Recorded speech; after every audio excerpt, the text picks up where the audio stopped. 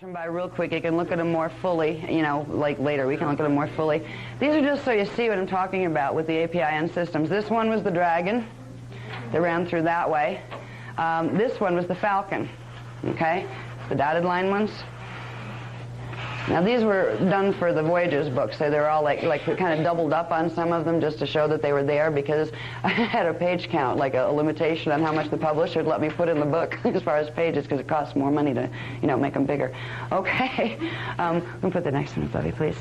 Are you going to faster? I know, I have to go really fast. I mean, sure. And now this one. This one, Four Faces of Man, LPIN. This one's a very special one. This one was put in 22,500 BC by the Eoni races.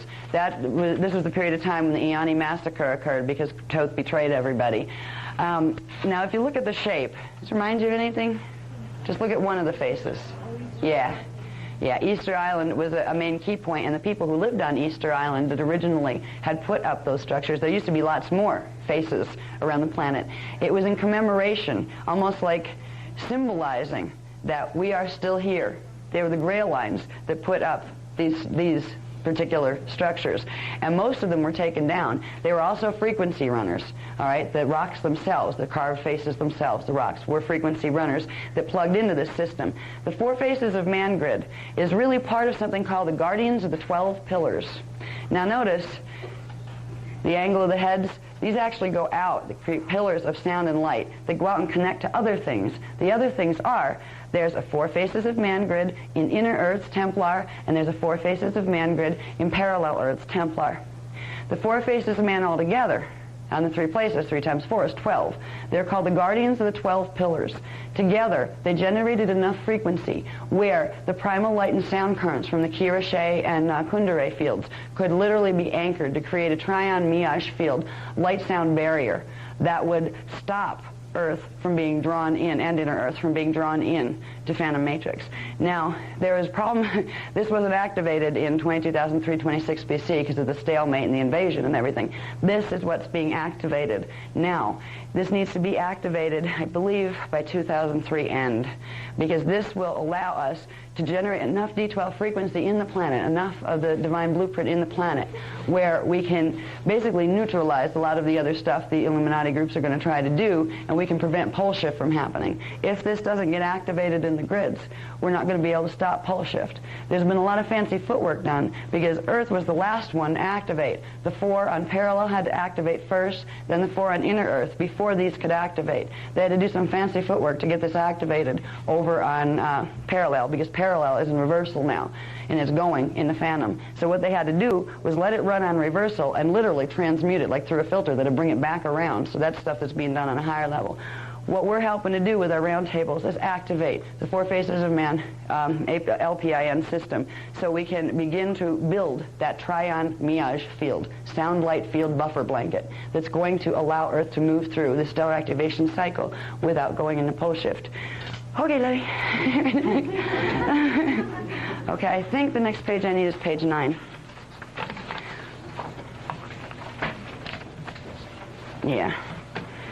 Yeah, and I'm skipping through some stuff because there's more detail. When we get, I think it starts on from page 7 through page 10, there's more information on that date line that we started with. I just want to go to the bottom of page 9 before we go. So you see some of how we got to the point where we are now in the drama. Okay, 1980s.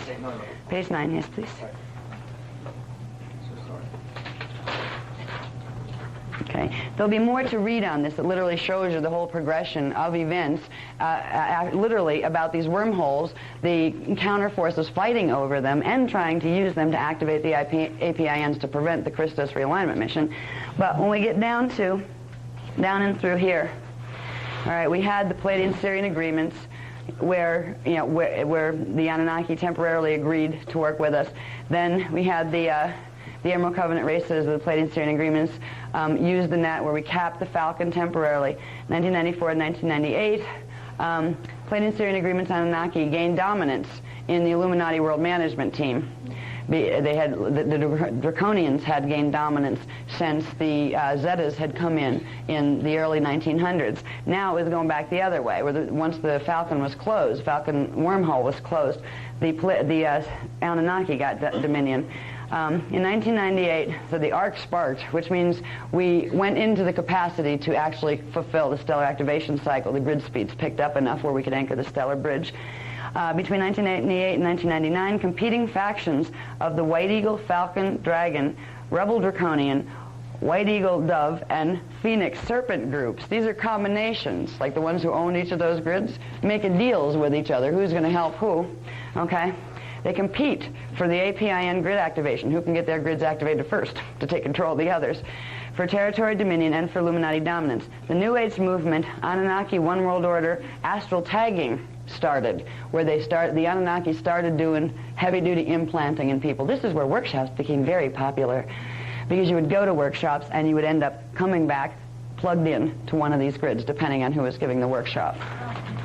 Yeah, that's why, like, everybody became a channel suddenly in the New Age. And wow, everybody was just awakening so quickly. Oy. The trickery is just amazing. In 1999, the GA continue GFS, renegade. Okay, the Guardian Alliance continues to negotiate with these guys to try to come back into the Pleiadian agreements. January 1st, 2001. The GA Planetary Shields Clinics start, and this is where we didn't know then either. They started us with, they gave us a certain type of thing to do on the beach in Sarasota. What we didn't know, we knew we were going to help to ground the stellar bridge, but we had no idea of the complications that were involved with it. It was because we helped to anchor, we and a few other people in other areas. Like you were, it was really funny, because Az and I weren't together yet at that time, and that was when you were out. Yeah, he'd gotten guidance, and didn't know me. He'd gotten guidance to go out, and he was doing certain type of grid mechanics in an area that totally co-joined with this, and there were other groups that we didn't know each other, but we were each anchoring the frequencies of the D12. We managed to get enough D12 frequency in the grids for the stellar bridge to anchor on a 12-code pulse. That's when the game started to change. All right, July 5th, 2000. There was something called the Treaty of Altair was temporarily made. That was, again, the Guardian races are trying to say to the ones who defected from the Pleiadian agreements, come on, you're not going to get anywhere with this. Come on, can't we be friends and be nice? So they temporarily agreed to enter the Treaty of Altair, which was an update of the Pleiadian agreements. Okay, next page really quick, please. Yes. I want to get to the good part where you find out what Canada has to do with everything. We're out on 7:30. Okay. You're doing real well. Okay. Okay. August 2000, in Peru, Treaty of Altair races begin the transfer of the Phoenix and the Serpent APIN systems and the Niberian data crystal grid system over to Guardian control. Now this is where it got interesting. Still, some of them were working with the Emerald Covenant. And September 7th, 2000, this is when they pulled the grids out from under us. We were going to England. We were sent to England to do grid work. The Anunnaki groups were supposed to support us there. And instead, they began joining the United Resistance. And they turned their grids over and allowed the secured grids that, we were doing our work on. So we got nailed with psychotronics. And it was not pleasant. I never felt anything hit my field like what hit my field, and I didn't know what it was. We immediately got, our guy said what was happening was so not good that they couldn't even tell us until we were on secured grid territory. So they literally had to cancel a 5-week tour in England and come back. Anyway, that was like an expensive cancel, but we had to get back so we could find out what happened. This is when the game changed.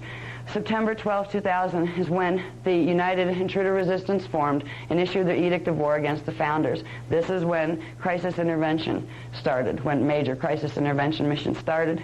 May 2001, so we activated the Amareya Passage and the early opening of Stargate 6 in order to generate enough frequency to begin activation of the 4 faces of man grid and to begin getting the D12 into the grids before what they were doing with the APIN systems made it impossible to get enough critical mass in the grids, because they would have had to go to evac. Because if the other guys get their grids activated, it will, without a doubt, without anything you can do about it, create pole shift, because those frequencies cannot blend naturally with the frequencies that are coming in the stargates. Okay, September 3rd, 2001. All right, this stuff we'll get into when we get back. This is what it gets, where we get into what they have been doing since the war edict and how that's culminated in the trigger event of the World Trade Center and how that's supposed to be a part of something bigger. We can cover that when we get back. Now, what we need to cover before we go, really quick, I know we're in a hurry. Let me see what page. Where'd that go? Okay, yeah. We're going to go to, actually it's the page before, page 13, I think it is. Where is it? Is that words or pictures? Words. Yeah, the MMT, right? Yeah. Okay, I don't even know where my page 13 went, but that's all right. I'll read it off here. All right, this is very, very important right here. Okay?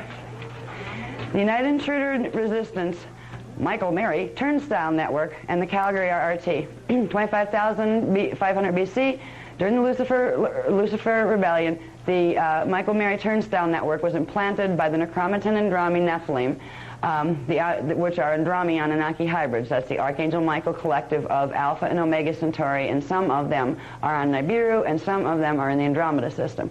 All right.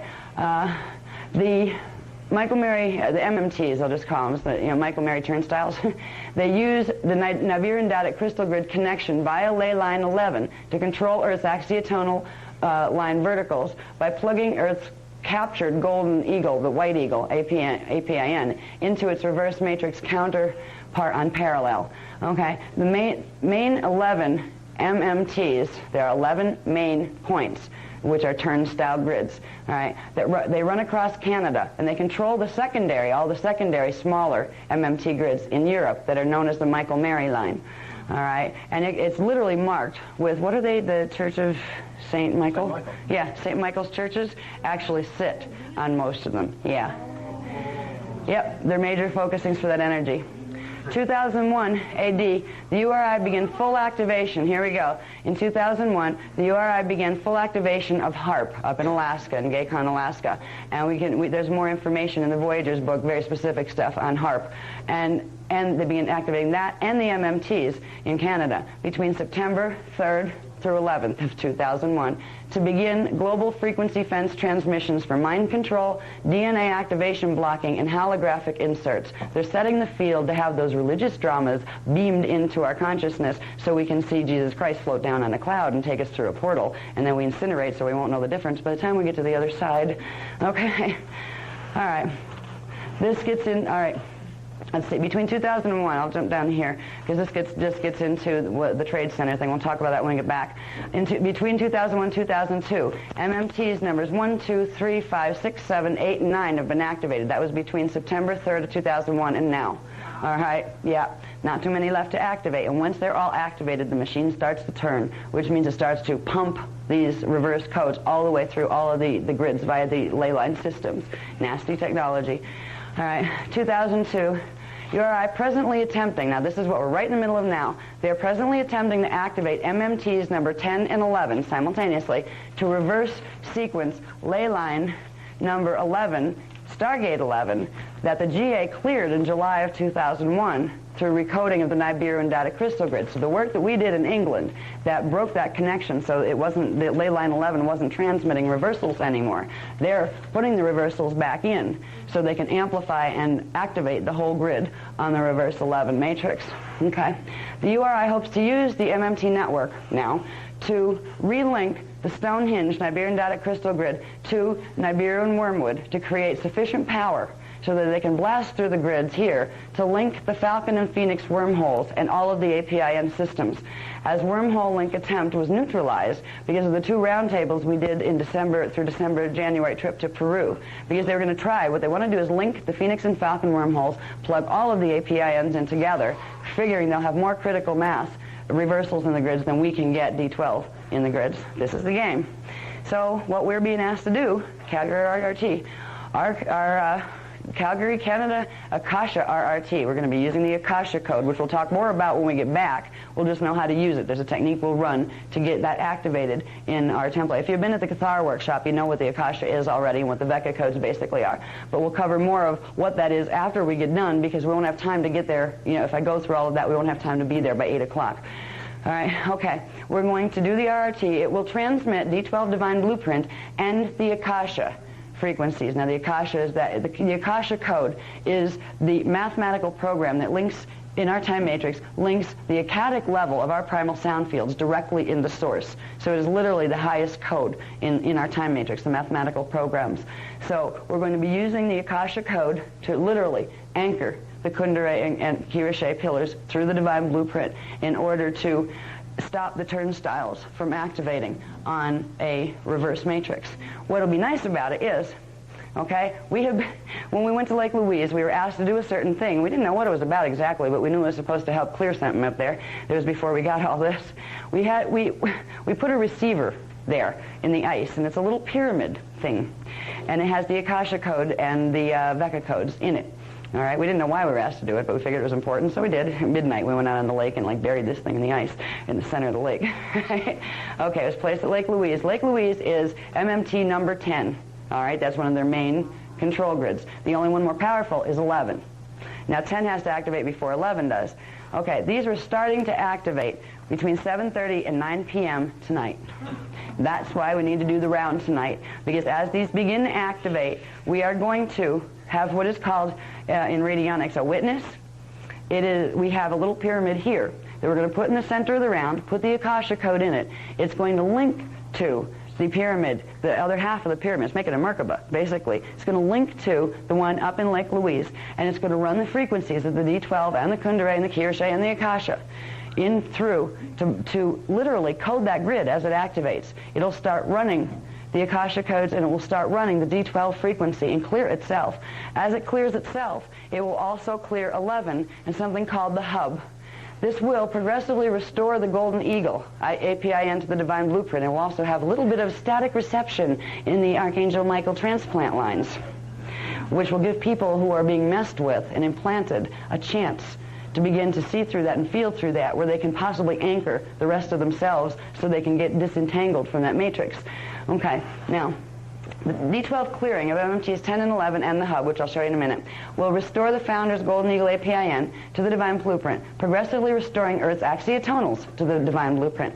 By August 2003, if our follow-up RRT work is done in England, we have to do this stuff here, and then we have to pull it through the grids to England, all right, at the appropriate MMT sites in England.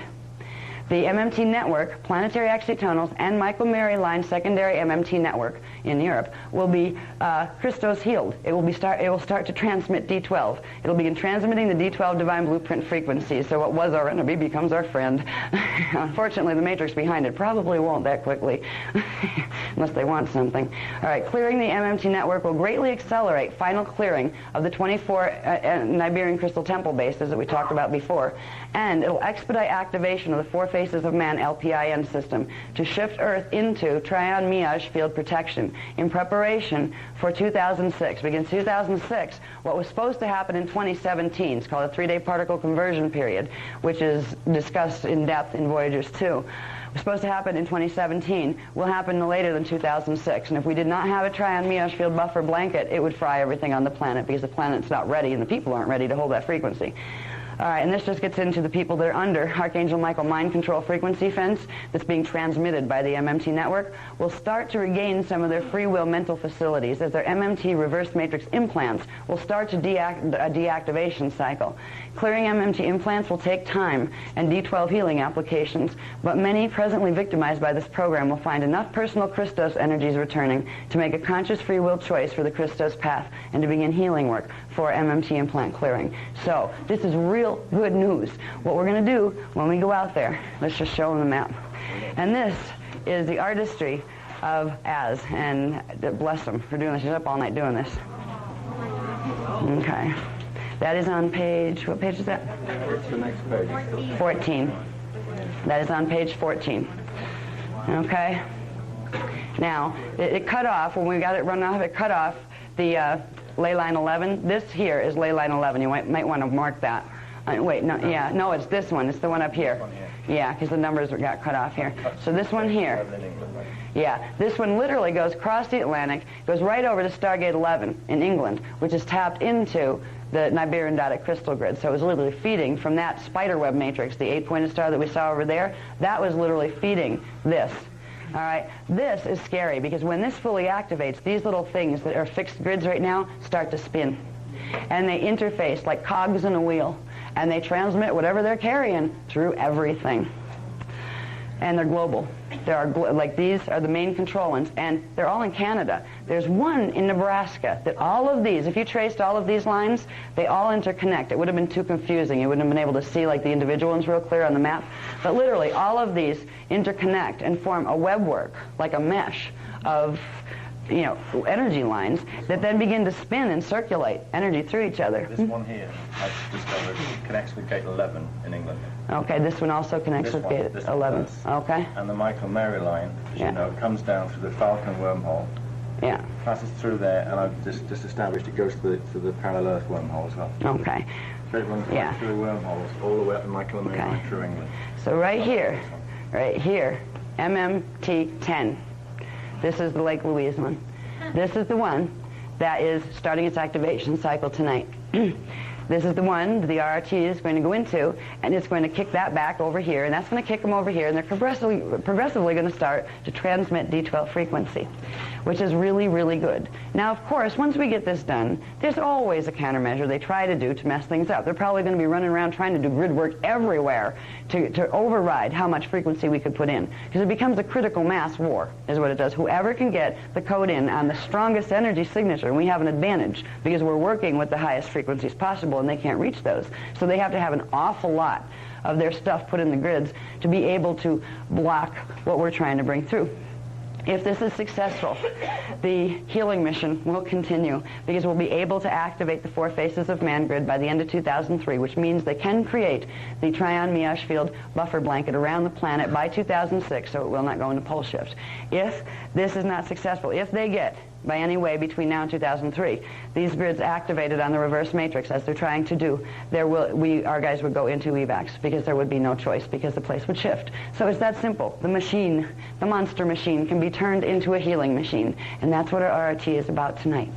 Okay, now we need to... We're near Omaha.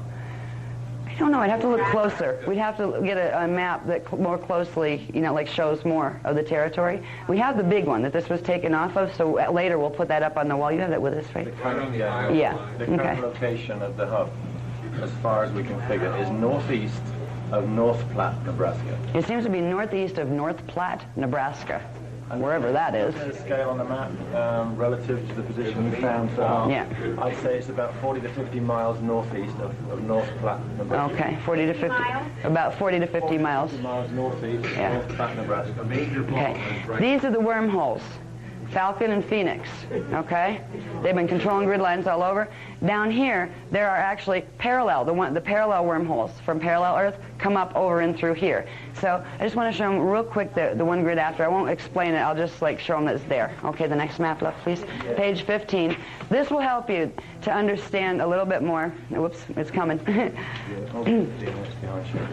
many? Oh, there's too much. Okay. I just want them to see this, just to know it's there. Okay. Yes.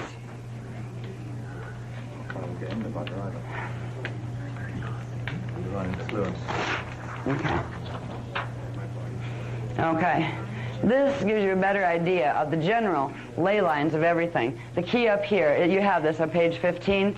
The key up here tells you what all sorts of things are, except for the new stuff that I added, where that's the T numbers equal the MMT turnstiles. All right, and they're those little, that's where they fit into this grid. But this shows you all sorts of stuff, where the stargates are, where things called Jehovian seals are that we haven't talked about yet either, that are just as bad as these, but a little different as far as nasty grids.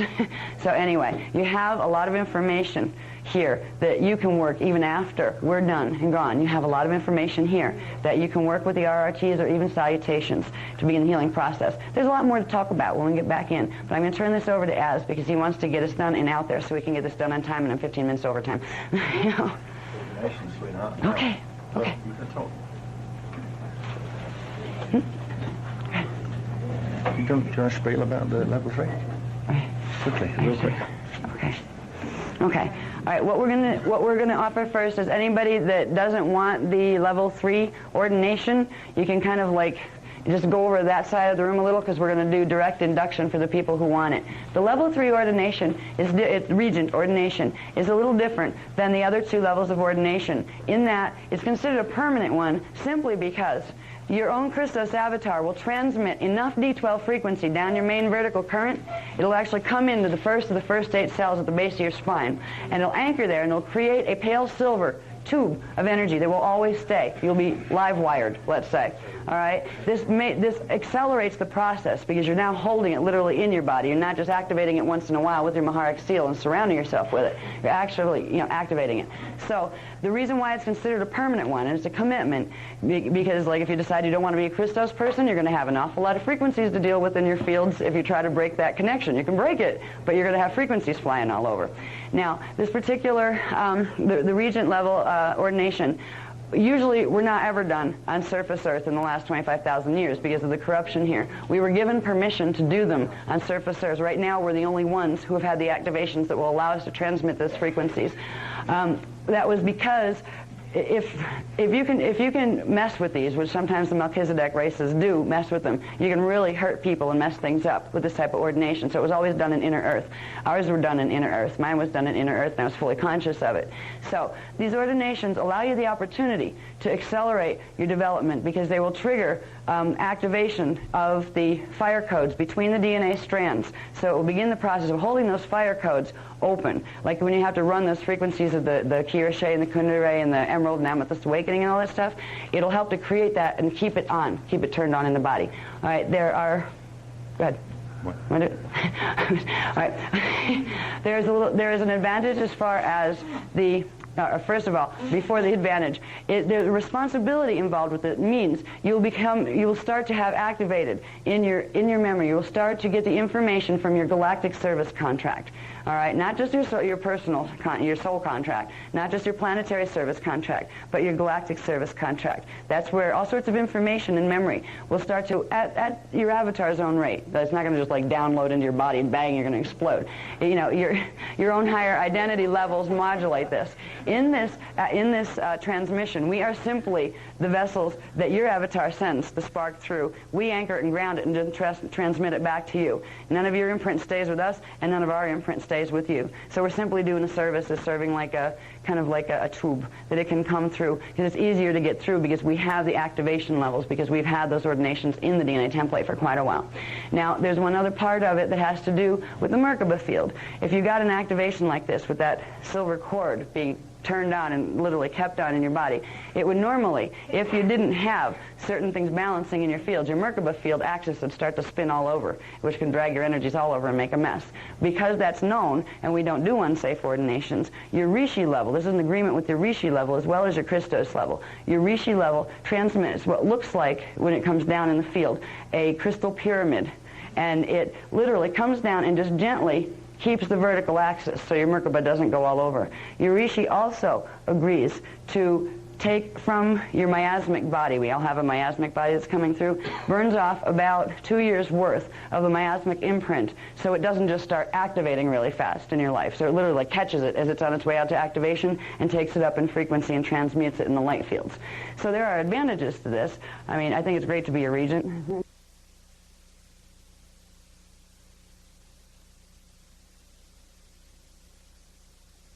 That works with some of them, but it won't with others.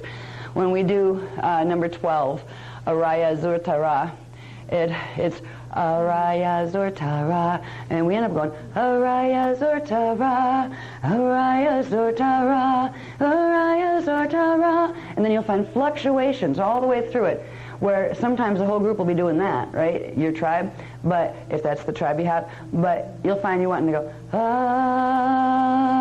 right, where they're going, Araya Zurtara, you'll like go in slow-mo, or sometimes you'll find yourself wanting to go faster. Let that happen, all right? That's literally your avatar level sensing the planetary grids and your body grids as far as what you need, what your personal signature is to bring this information, this mathematical coding through. So let that happen. Eventually, they're in the inner earth Iani groups, when they do roundtables, and they do them regularly to maintain the crystal pylon temples. They maintain the programs around them, and they help to bring in more frequency through them by doing them.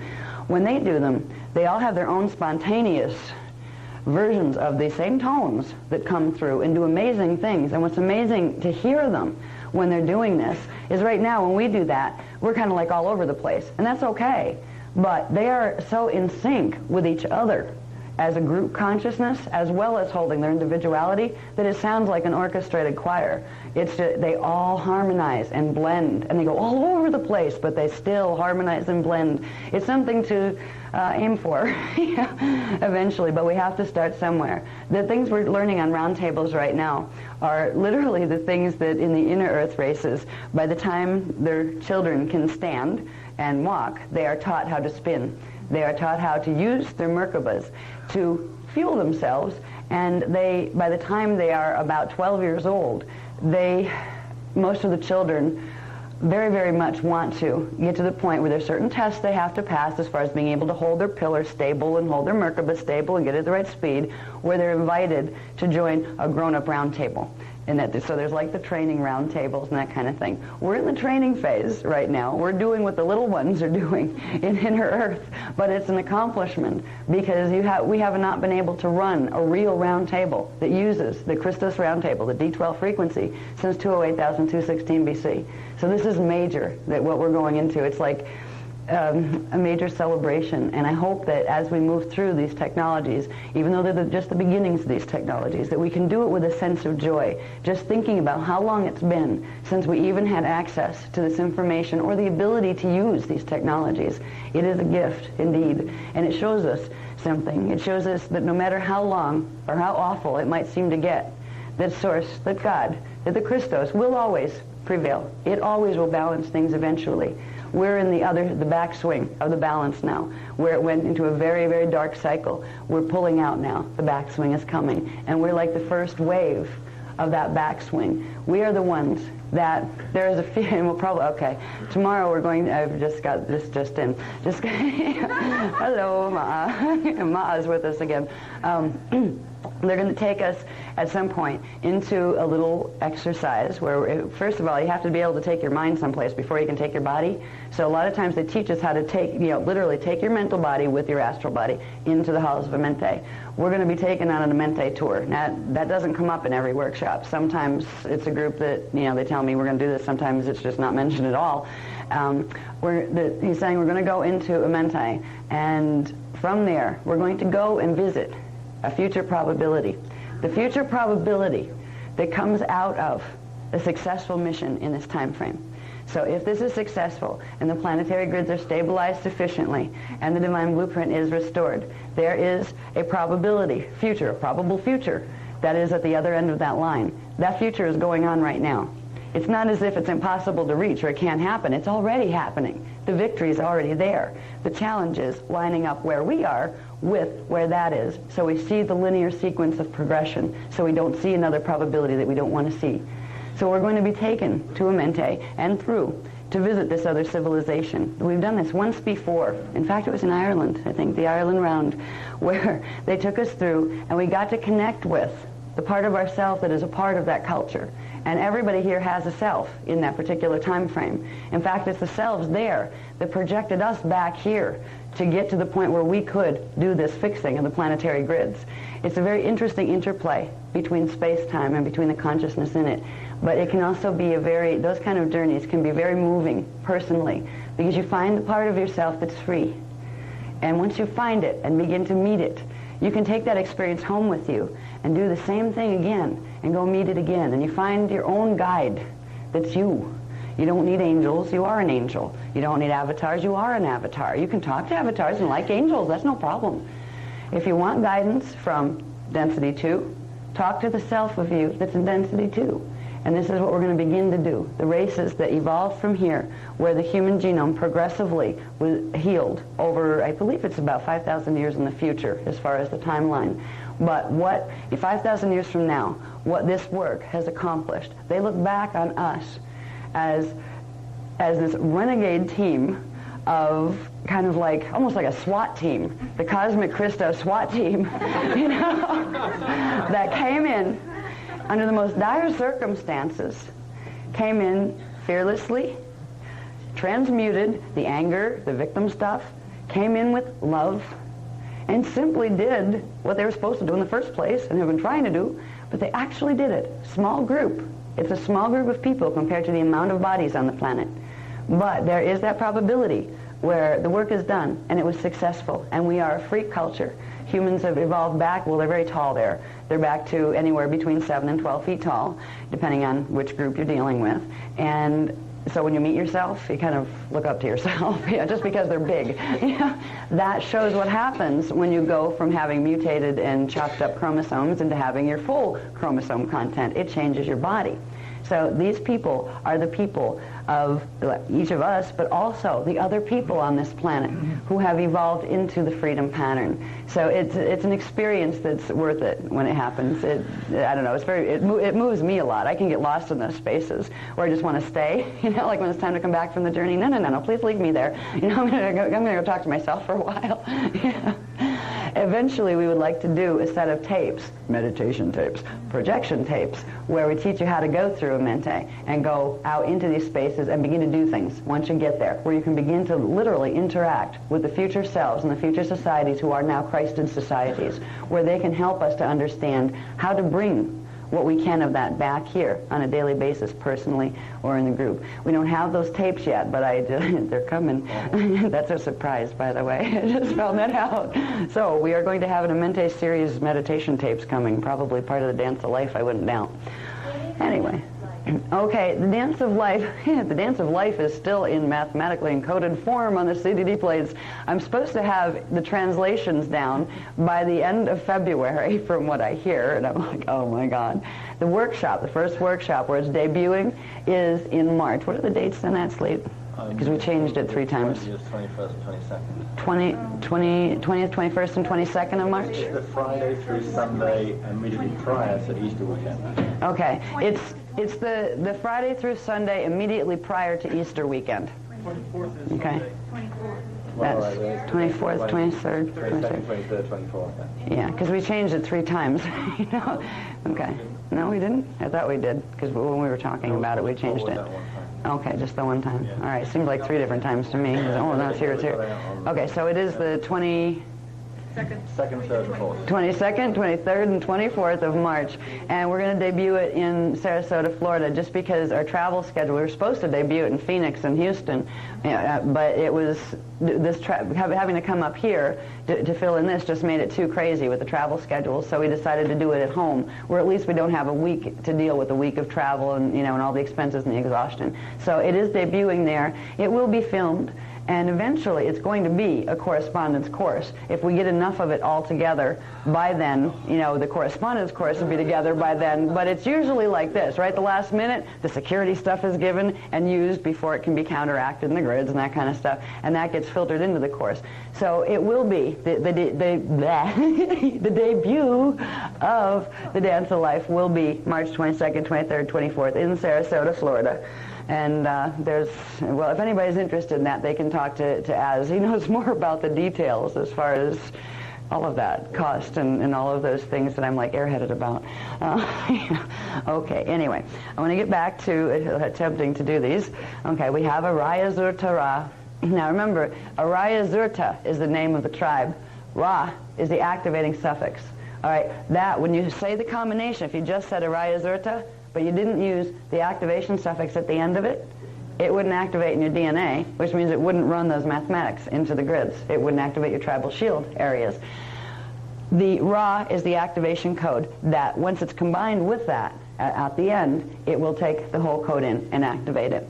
So we have Araya Zurta Ra, Araya Zurta Ra, Araya Zurta Ra, Araya Zurta Ra. And I can't go higher right now, but you can climb it. That's one of the things I like to do. I can't do it right now. I used to be able to do it when my voice was a little bit better and younger. But you can start low. Araya Zurta Ra, Araya Zurta Ra, Araya Zurta Ra, Araya Zurta Ra, Araya Zurta Ra, Araya Zurta Ra, Araya Zurta Ra, Araya Zurta Ra, and keep going. For people who are sopranos and can go up even higher, go for it. The people who, it's like, if you can find your comfort zone what your particular octaves of using that are, and you get a group of people doing it, you'll find that they're all over the place, and that's good because they fill in all the octave, all the subharmonics. It's the more variation you can get. If you're just doing it by yourself or doing it with a small tribe, try to start it low, and then just bring it up. Just bring it up an octave until you can't go any higher. The people who can go higher, keep going. Because a lot of the female voices can really, really go up high, and that's good, and it sounds wonderful when you start to get, those harmonics going. Okay, now let's try, I'll go back to this one because I know that one. That's Aizutu Ishu is the name of the tribe. Aizutu Ishu, but it's Aizutu Ishu Okay, so it's same. I use the same melody for that. Aizutu Ishu Aizutu Ishu Aizutu Ishu Aizutu Ishu Aizutu Ishu Aizutu Ishu Aizutu Ishua, Aizutu Ishua. See how there was a harmonic that came through under there? When you start playing with it, some of you will find it first, where you'll start to find other harmonics. They're like cross harmonics that come in where the melody changes, but it's still a part of the main melody. Let that happen too. And it doesn't always happen, but when it does, let it rip. Let it come through. Because the more variation you have using the same song, but the more variation in melody that you have, you will be literally hitting a larger spectrum of the DNA template and bringing a larger spectrum of the frequencies through from the primal currents. You'll be activating more of your tribal shield. You'll be activating more of your Maharic shield when you do that. All right, now let's go back up top. It's pronounced Zephardun Atur is the name of the tribe, and Da is the activation tone. Let's see how that sounds together. You can't use the same melody on this because it's a different rhythm. Zephardun Atur. No, not really. It's a little different. Zephardun Atur Da. I mean, you have the Da at the end, where you've got Araya Zurtara Zephardun Atur Da. The Da throws it. There's a little bit different thing. I mean, you can really do it until we have the actual melodies that go with these. You can just do Zephardun Atur Da, Zephardun Atur Da, Zephardun Atur Da, Zephardun Atur Da, Zephardun Atur Da, Zephardun Atur Da. Yes. Excellent. Yep, and if any of you find a melody that works better, let us all know. At some point they will give us the melodies, but right now just trying to get the flow of the tones is the most important thing. Now this one, Ma'ahuta, Q, Q, Q, Ma'ahuta, Ma'ahuta.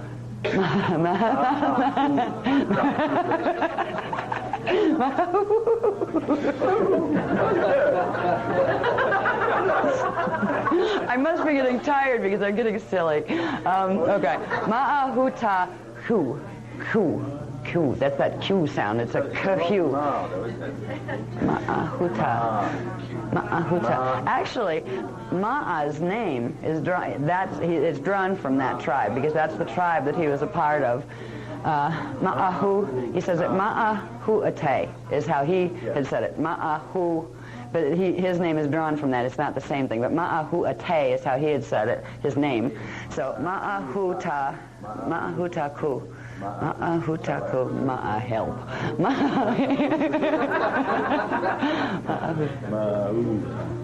Oh, okay. Wait a minute, okay. Ma'ahutaku.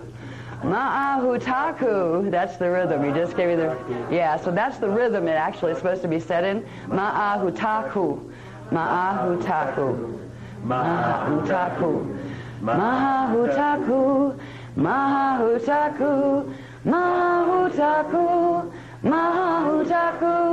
There we go. Hutaku, Mahahutaku, Mahahutaku, Mahahutaku, Mahahutaku, Mahahutaku, Mahahutaku, Mahahutaku. Okay. Yeah, I'm glad this is being taped because because by the time I go home, because we don't use these a lot, only when we're doing rounds, and I'm so used to at this point, as the master of the rounds, running the whole thing, you just kind of like, okay, and you hear your tribe. You get used to using your tribe, and I tend to be in the center all the time, so I use 13, which is 1 and 2, and I hear the others going on around me, but I very rarely have time to practice these, so they're like foreign language. But I'm glad we're getting at least something as far as how to sing them, a standard format on film.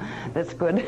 Okay. See, eventually, this is why we don't have a tape out of these yet, an audio tape, because we don't have all the melodies yet. We could tell you how they sound and pronounce them for you, but it would be nice if we could tell you how to sing them, and we're getting there. Okay. The next one is You unzuzen. You unzuzen ki. You unzuzen ki. You unzu, wait, what? Hello, what?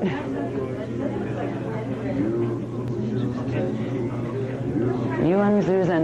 Yeah, that fits into that rhythm too. You unzuzen ki. You unzuzen ki. You unzuzen ki. You unzuzen ki. You unzuzen ki. You unzuzen ki. You unzuzen ki. Yeah, we're going to sound like a choir by the time we're done. Oh, no. Oh, no. It almost makes me want to sneeze. Chiazun. Chiazun. Oh, dear. Yeah. And you know what? They don't take it personally. This is very sacred stuff. But the true masters have a huge sense of humor, and they really appreciate, the fact that the children do this too. And they do silly things like ribbon each other, and just like kids do here. And they kind of look at us as avatars and children all at the same time. So there's nothing. It's not one of those serious. Oh, never crack a smile, never do anything. You know how some of those serious, heavy-duty, like really strangle the life force out of you type of spiritual programs are, where, God, you feel guilty if you happen to like burp by accident, It's not one of those programs. The life force is a living, breathing, joyful force. God is a loving, joyful God. We're supposed to have fun. And if we can have fun in times like these on a planet like this, we can have fun anywhere, right? All right. Chiazun yan lei yung om. Om is easy. Chiazun yan lei yung om. Chiazun yan lei yung om. Chiazu yan lei yung om. Chiazu yan lei yung om. Chiazu yan lei yung om. Chiazun yan lei yung om. Chiazun yan lei yung om. That's nice. That worked pretty good. That once we got going with that, found it. What?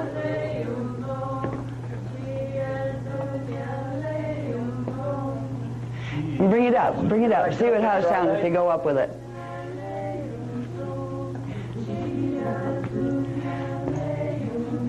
Yeah. Yeah. Excellent. You got it. Okay. Here we go. Now this one, it's written with an A, but the pronunciation is a me sound. See here? Okay. Mi hata agra oi. Oi, that's your word. Oi, must be English. That oi word, I started to use oi. I'd never heard that expression, but it was so perfect. It was one of yours, now I say it all the time. All right, so this is mi hata agra. It's like agra. Oi. Oi, oi. Okay. It's oi. Oi. And when you say it together, it's oi. Oi. Oi. It is oi. Mi hata agra oi. Mi hata agra oi. Mi hata agra oi. Mi hata agra oi. Mi hata agra oi. Mi hata agra oi. Mi hata agra oi. Mi hata agra oi, mi hata agra oi. There you go.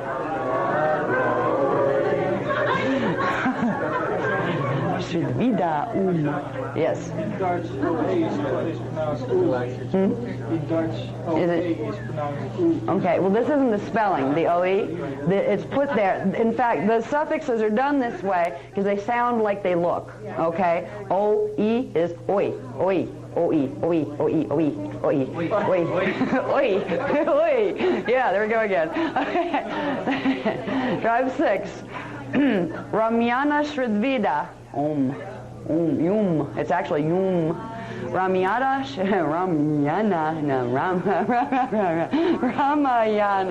Ramayana Shridvida. Ramayana is Ramayana. It's said fast. So it's Ramayana Shridvida. Shridvida. Shridvida.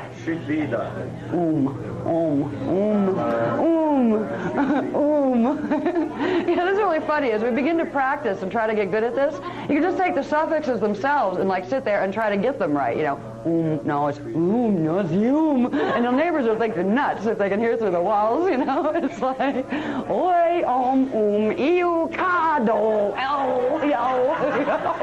It's like, what? You know? They'll think you're cursing in a foreign language. Yeah. All right, so let's try Ramayana Shridvida. Ramayana Shridvida Ramayana Shridvida Ramayana Shridvida Ramayana Shridvida. It needs something. It's not moving quite right. Ramayana should be done. Ramayana should be done. All right, Ma.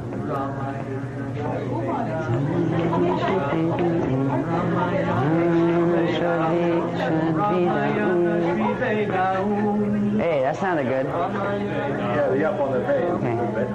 That really lifts it. Yeah. Ramayana Shridvidahum. Ramayana Shridvidahum. Ramayana Shridvidahum. Ramayana Shridvidahum. Ramayana Shridvidahum. This here, it's this is going too slow. All right, it's Ramayana, but it's run together fast, where it's like Ramayana. Like Ramayana, okay, so like Ramayana Shridvida is how the tribe is pronounced. So Ramayana Shridvidahum, Ramayana Shridvidahum, Ramayana Shridvidahum. What is that tune? No, name that tune. Ramayana Shridvidahum. What is that? It's almost like Follow the Yellow Brick Road or something. Ramayana Shridvidahum. All right, we'll come back to this and see if it comes down a little better. Let's remember that, Tribe 6, we got to try that again, okay? We'll come back to that and see after doing the rest if maybe that one comes through clearer. That's pretty good. He's doing it good. Yeah, what? Here. Yeah, because teach us all, please. Ramyana Shridvedahum. Yeah. Ramyana Shridvedahum. Yes. Ramyana Shridvedahum. Yeah, there you go. Ramyana Shridvedahum. Ramyana Shridvedahum. Ramyana Shridvedahum. Ramyana Shridvedahum. Ramyana Shridvedahum. Ramyana Shridvedahum. Ramyana Shridvedahum. Ramyana Shridvedahum. Ramyana Shridvedahum. Ramyana Shridvedahum. Ramyana Shridvedahum. That's it. Thank you, Seamus. Excellent. Okay. This one. Iona tu Attila. You. You. Ew.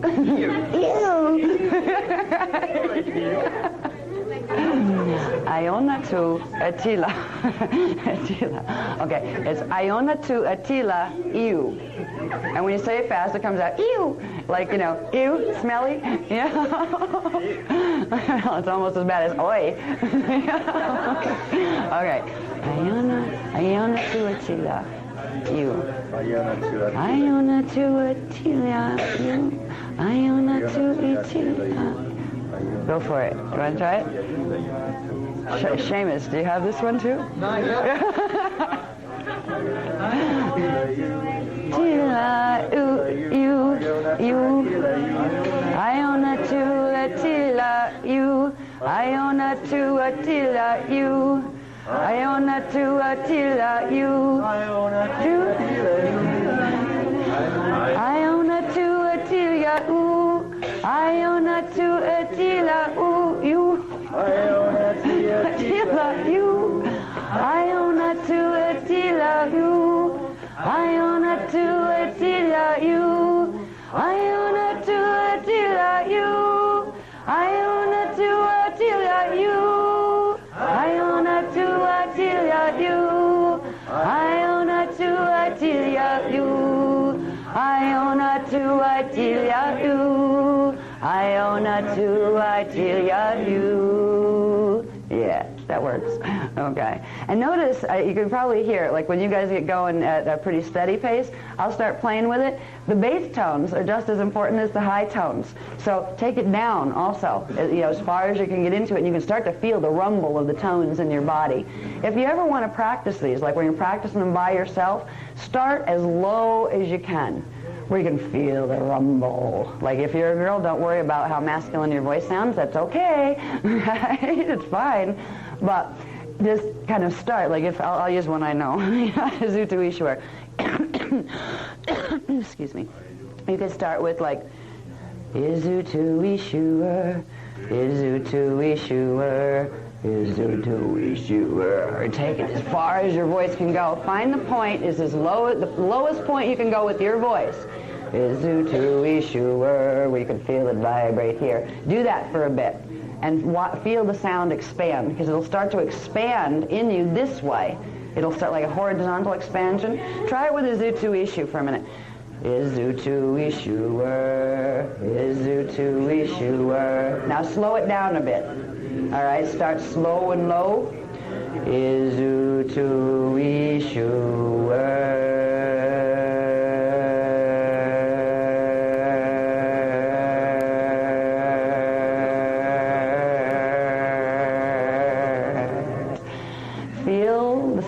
Expand.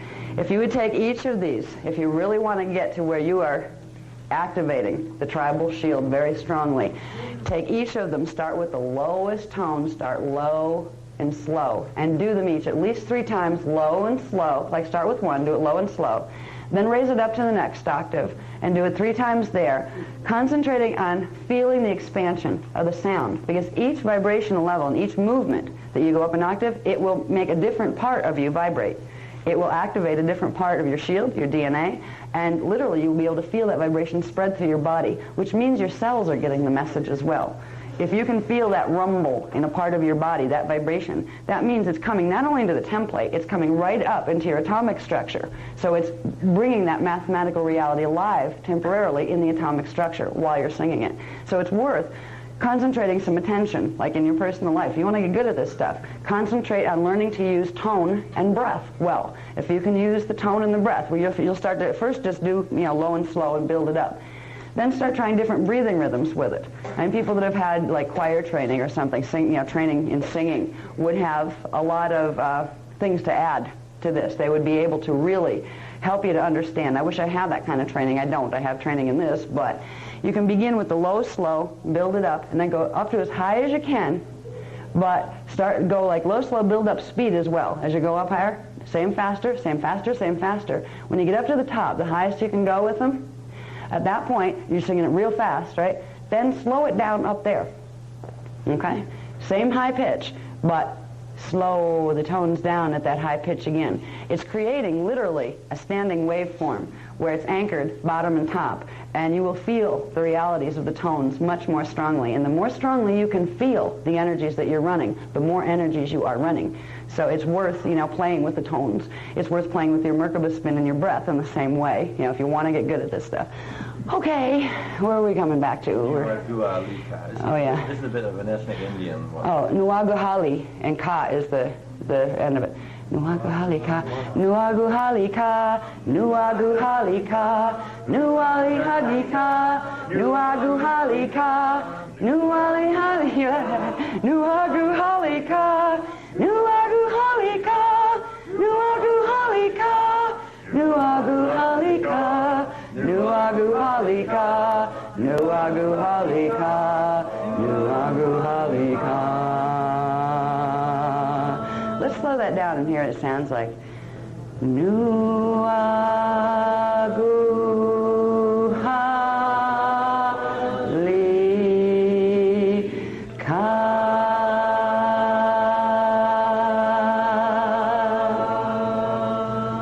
Very interesting. When you slow down words and sounds, you start to find out more about what they're about. You can try the same thing to begin to realize the vibrational power of sound and how it literally carries meaning and intention and emotion.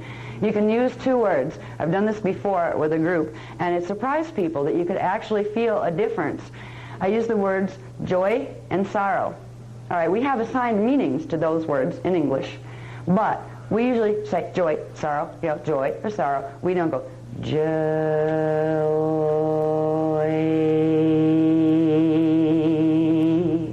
and feel what that feels like in the body. Nor do we go sorrow.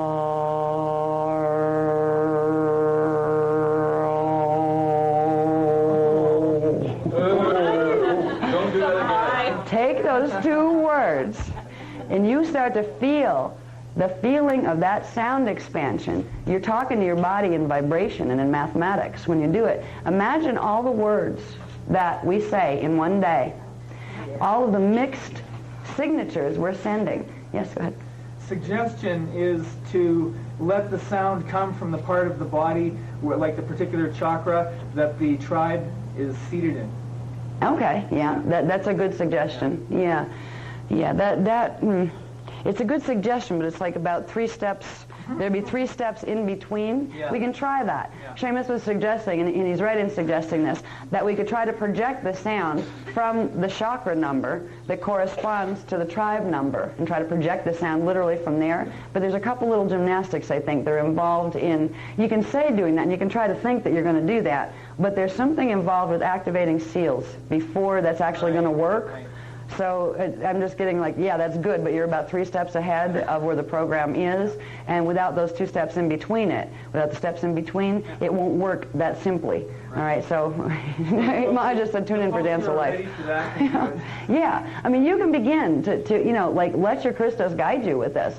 Work with these tones and let your own inner guidance, tell you, okay, well, work with it this way and do this with it. Just don't, talk to things like Archangel Michael and ask them what to do with it, because they'll tell you to say it reverse. Yeah.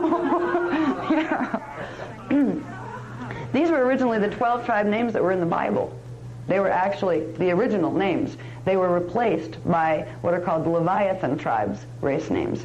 All right, Levi, Judah, those guys, they were all Leviathan races that we're going to talk about tomorrow. Okay, so we're back. We got that one pretty good. We did that one pretty good. Amika san etor do.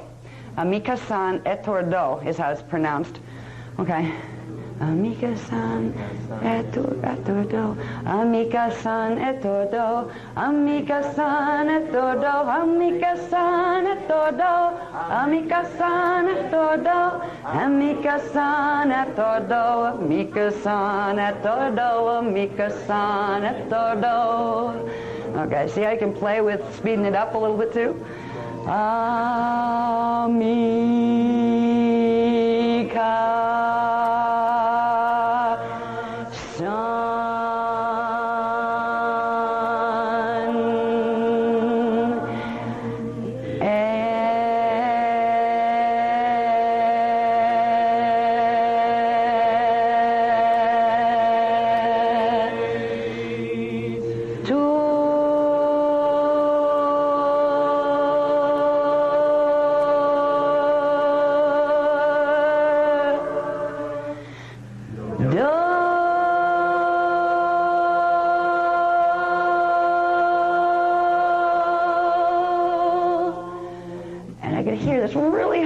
Thing that I would never reach at the end of that, where it wanted to take one more jump up, but no ways my voice going there. All right. Amica son etor do, amica son etor do, just so we have it done when we're doing it like the speed that we'll be using it in the round table. Now, here we go again. Hali. Hali brue. EL.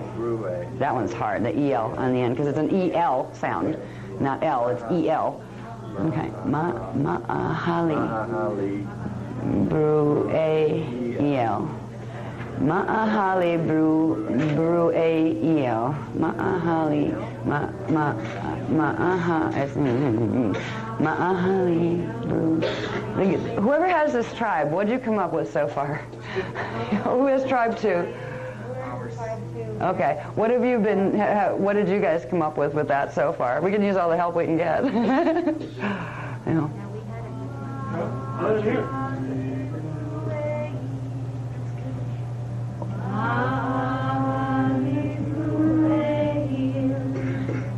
That's good. Mahali Brueil.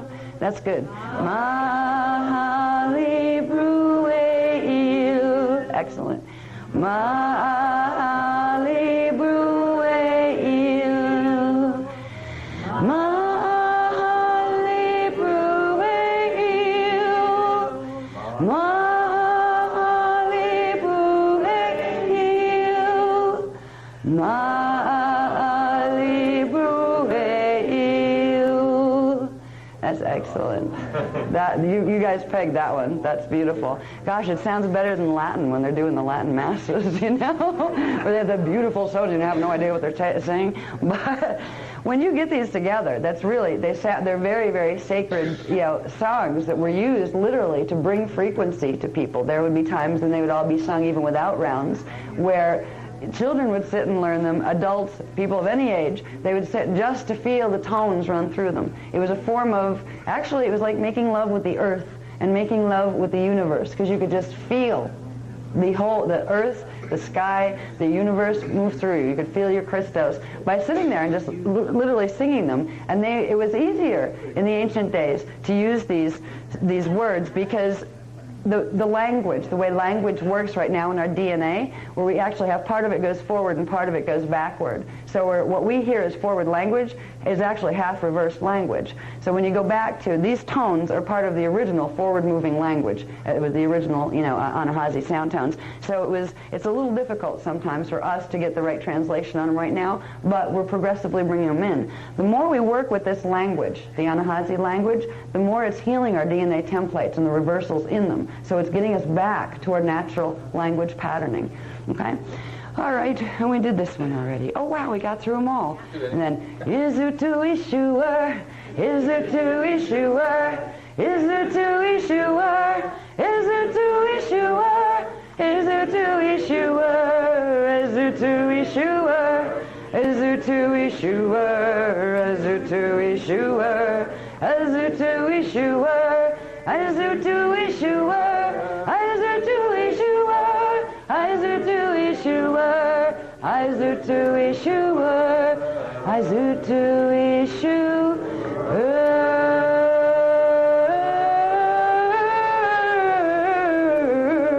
See how you can do those?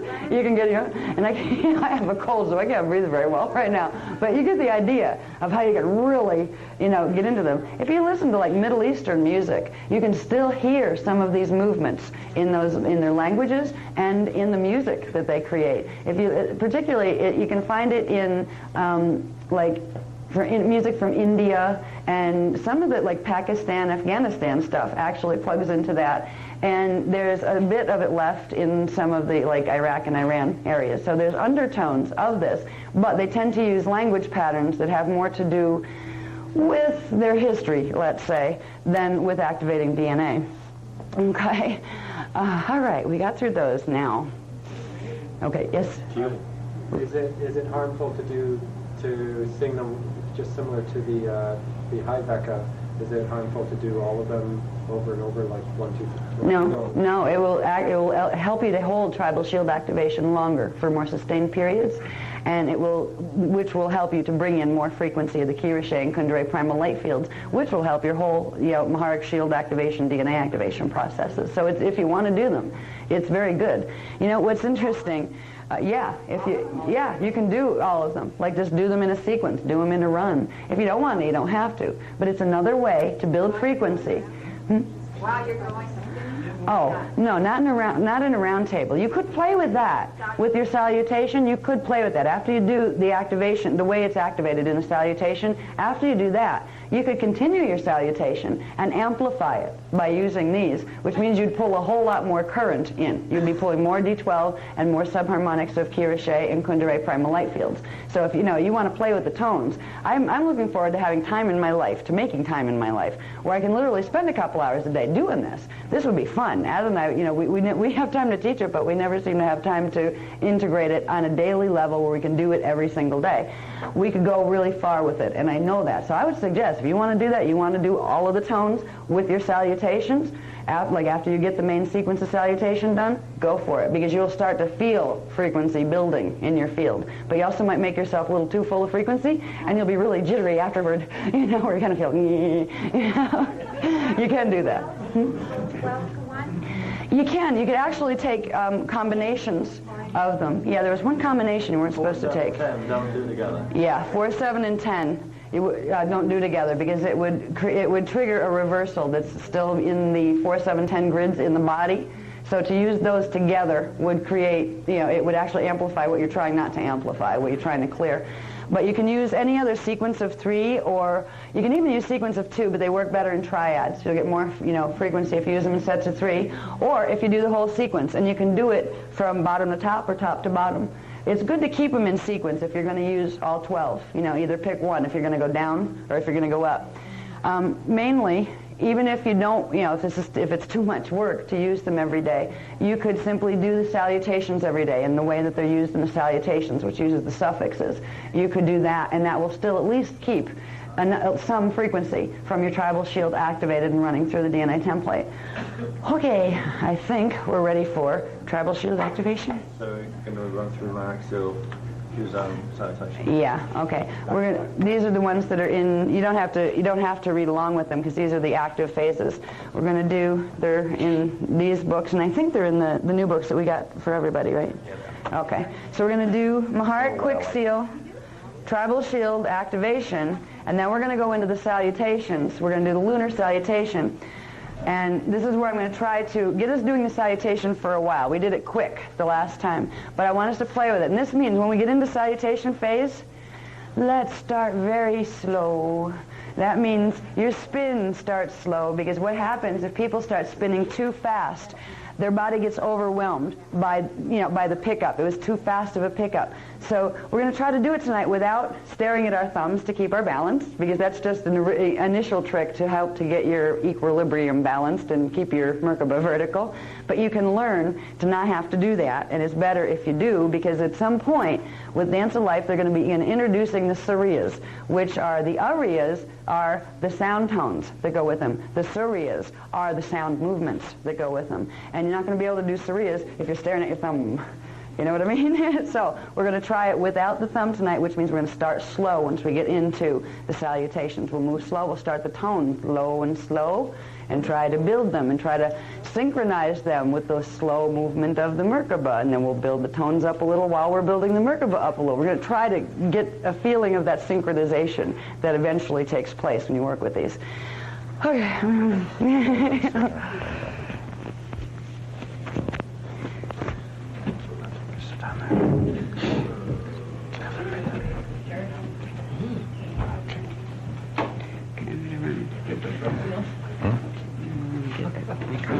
Yeah. Lecture microphone is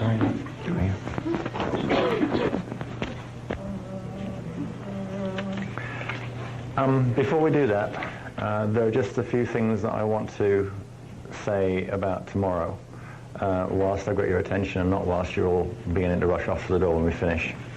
First of all, an apology to the team members who will form the Sentinels Merkaba circle tomorrow, I didn't remember to point out to you that whilst you're performing the round table, you actually tone the tones that are associated with tribes 12 and 1. Ariza, Torah, Asitu, Ishua. So the people who have not joined the signet teams, the groups of 4, in other words, the people who will form the counter-rotating circle to go on the edge, whilst the round table is being conducted, you will tone the same tone that Ashana and I tone in the center of the whole thing, which is tribe 12 and tribe 1. So I didn't warn you earlier today that you should familiarize yourself particularly with those 2 tribe tones, because they're the ones you need to perform. And there are no cue sheets to give to you, because we haven't done one as big as this, and we didn't know it was going to be as big as this. So that's your cue for that.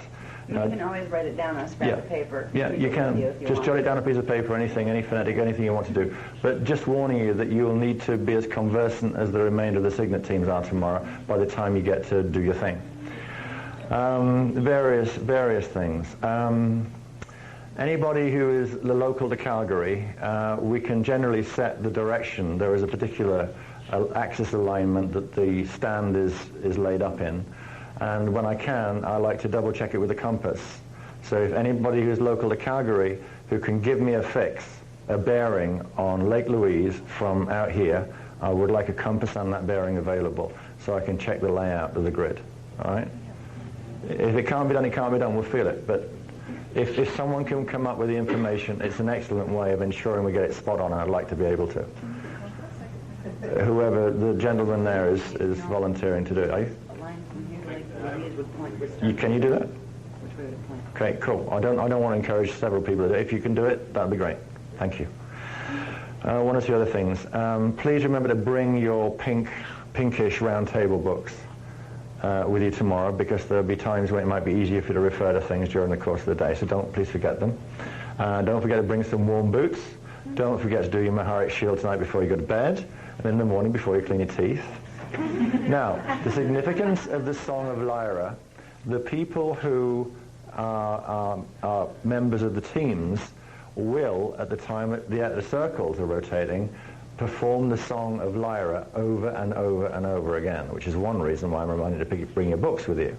All right? Familiarize yourself as much as you have time for with that song so you can relax into it and really do your thing. The people who are performing the rotations on the outside, both of the circles, will be using the Omeda, while the group in the middle are performing the Song of Lyra. So the people on the outside, if you can find time, familiarize yourself with the Omeda, so you can relax into it and really start to shove some stuff through, okay?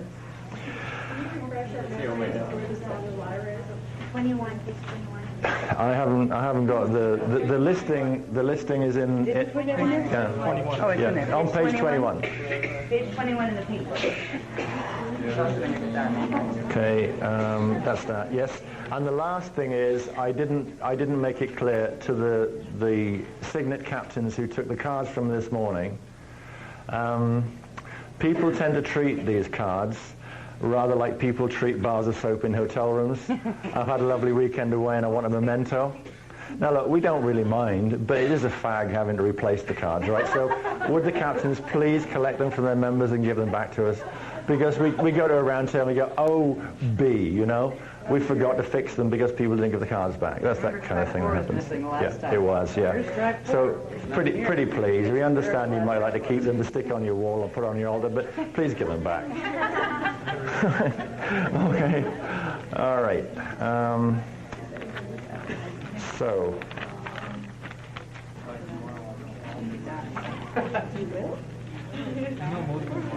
What you got left? There's another typo. We try to be careful with these. There's another typo that's not there. This is the right one. We've got another. Well, I mean, they were fixed, and that is the fix. That's the fix, yeah. Where did we get that? I don't know. They were just put in the pack. I mean, Marge put them together for me. Yeah. We have to ask her to be careful. All right, just, tell them. That Just was one. use a mark on it, but that was corrected before we came up.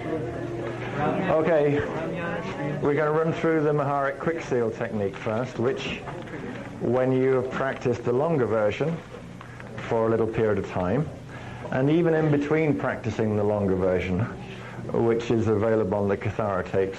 This is the version which, once you start to build frequency and you're accustomed to pulling your pillar up, this is the one that we tend to use, Ashana and I, we tend to use even during the course of the workshop. I mean, you wouldn't even notice that we were doing it. All right? And it's pretty quick. You know, once you become accustomed to the steps, you can do this in less than a couple of minutes. 144 pointed star they would like you to use with everybody. 144? Yeah. Okay. All right. So you'll find the shorthand for this. The quick reference guide will be in the back of your little pink round table book. All right. So if you just settle down, start to slow your breathing down. And as you're beginning to allow your breathing to slow, I'll allow you just a little while to formulate your intention or visualize, and I suggest you don't worry about visualizing, a 144-point Hierophant.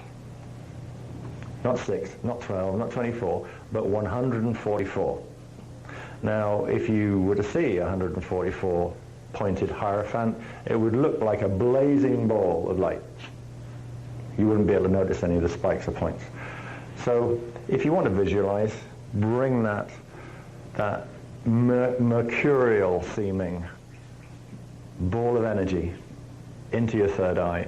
And if you find difficulty at the moment with that, don't worry, just intend that it's there.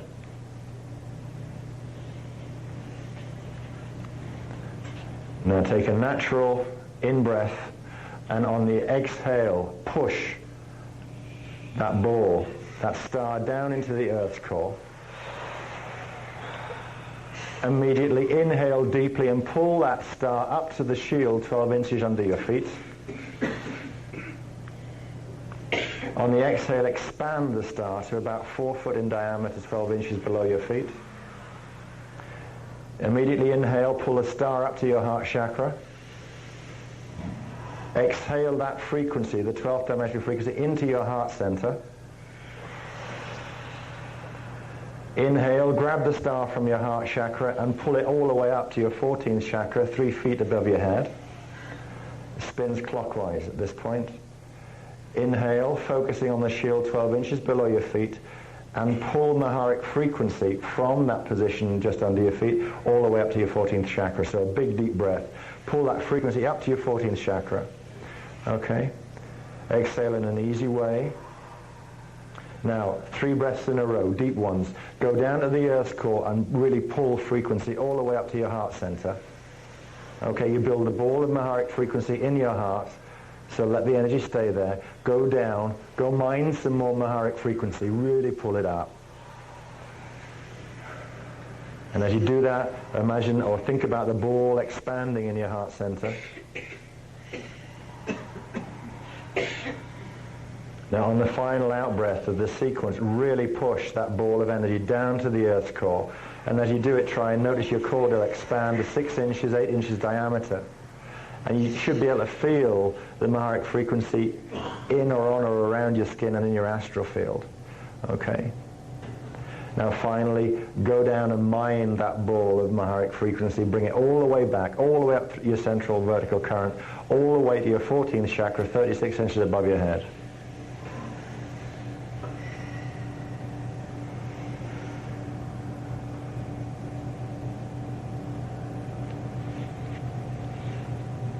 Now, when you're in a situation when you become aware of your Maharic shield and you want to pull it up, you may remember that you'd forgotten to do it this morning, the night before. You may be confronted by someone who's being very angry, you're having some of your buttons pushed or whatever. This is what you would do. And once you're familiar with it, you can go, done, you know. And just allow it to grow with you, because it will, and it'll grow quite quickly too. All right, now continue to remain associated with the Maharic frequency. Remain as conscious as you're able to be of that frequency, okay? And you can do the Q-zone sitting down. Now begin gently to tone tribe 12 and tribe 1. Araya Zutara, Aisutu Ishua, Araya Zutara, Aisutu Ishua. You take it, you take it.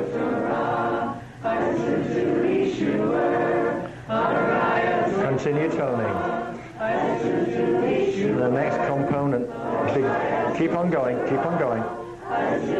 Now imagine that you're pushing pale silver energy down into the Earth's core while you're doing this.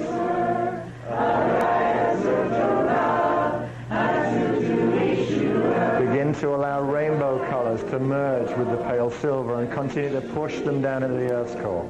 Carry on, Tony.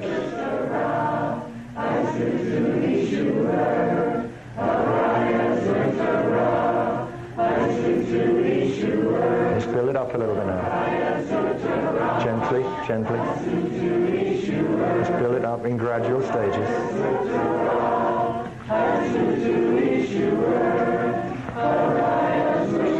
And build the volume and the speed now.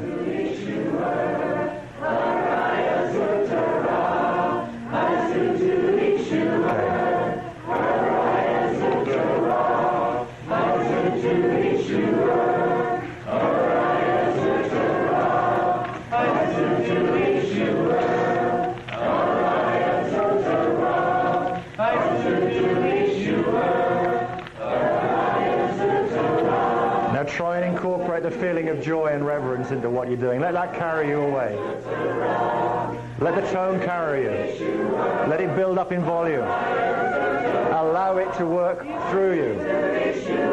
Good. Go on. Wonderful. Go on. Wonderful. Keep it going.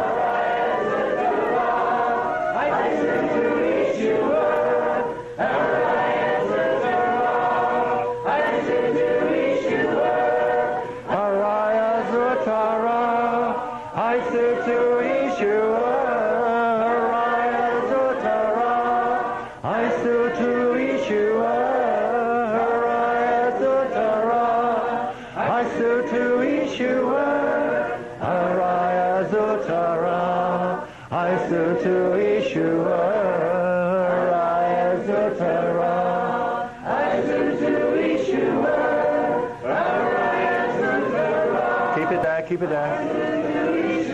Very gently and slowly, as if cradling a baby. Just gently, gently, gently, gently, gently. Don't drop it. Gently, gently.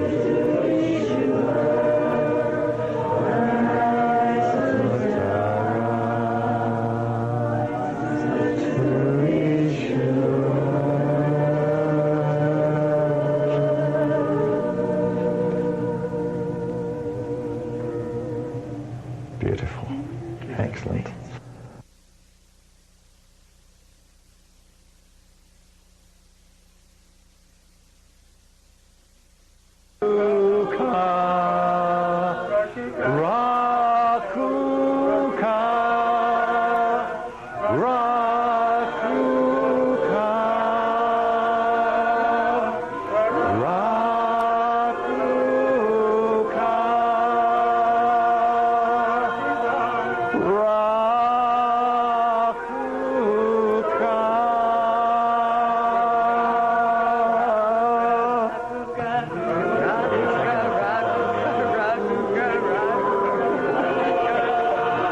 Take it up. Take it up. See what we can do with it. Come on.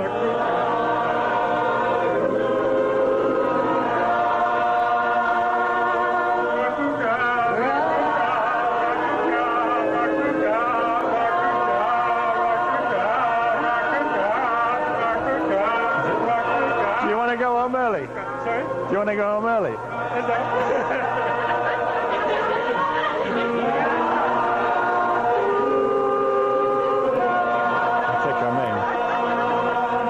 Okay, spit it up now. Come on, come on. Get up there. Rakuka, Rakuka, Rakuka, Rakuka, Rakuka.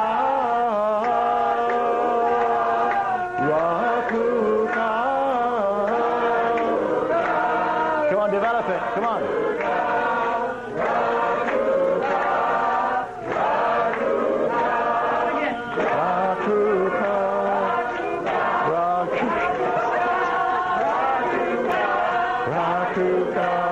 Rakuka, Rakuka, Rakuka, Rakuka, Rakuka.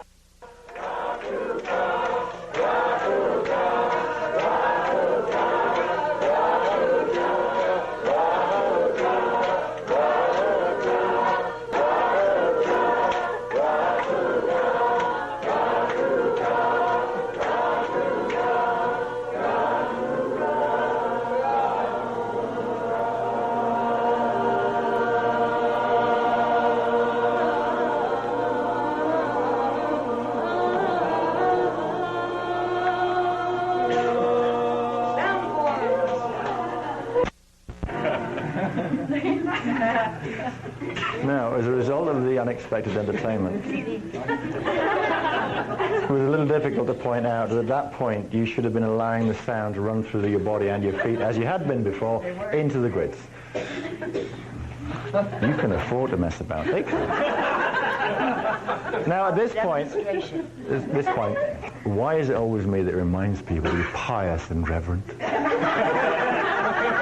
have no idea. At this point, beloveds, the Christos song will emerge if you let it. So allow yourself to make whatever noise, or tune, or tone, you're inspired to do for a few seconds, or longer if you like. And let the movement come Just with let it happen. There will be a movement that wants to come. Let it come. It'll probably be hands first, and then body will want to move. Just let it happen. Just let a sound, let a tone come out of you. It's there. Let it come.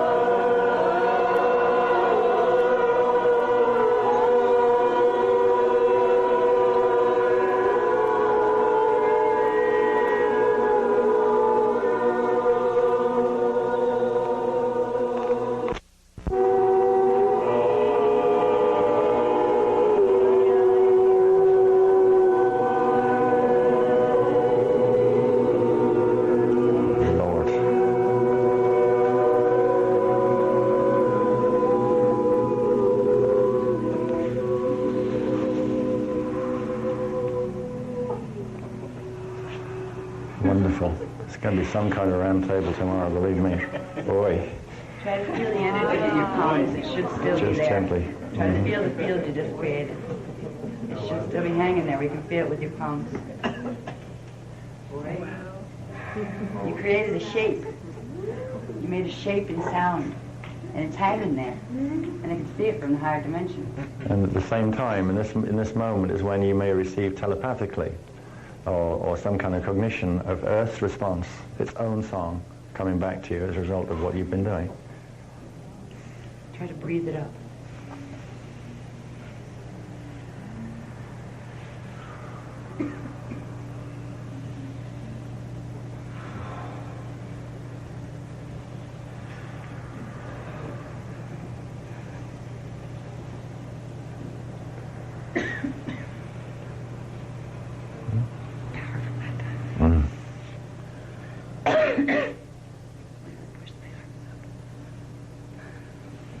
I know, electrifying.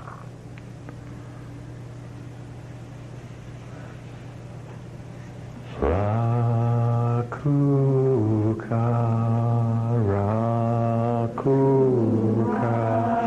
Rakuka,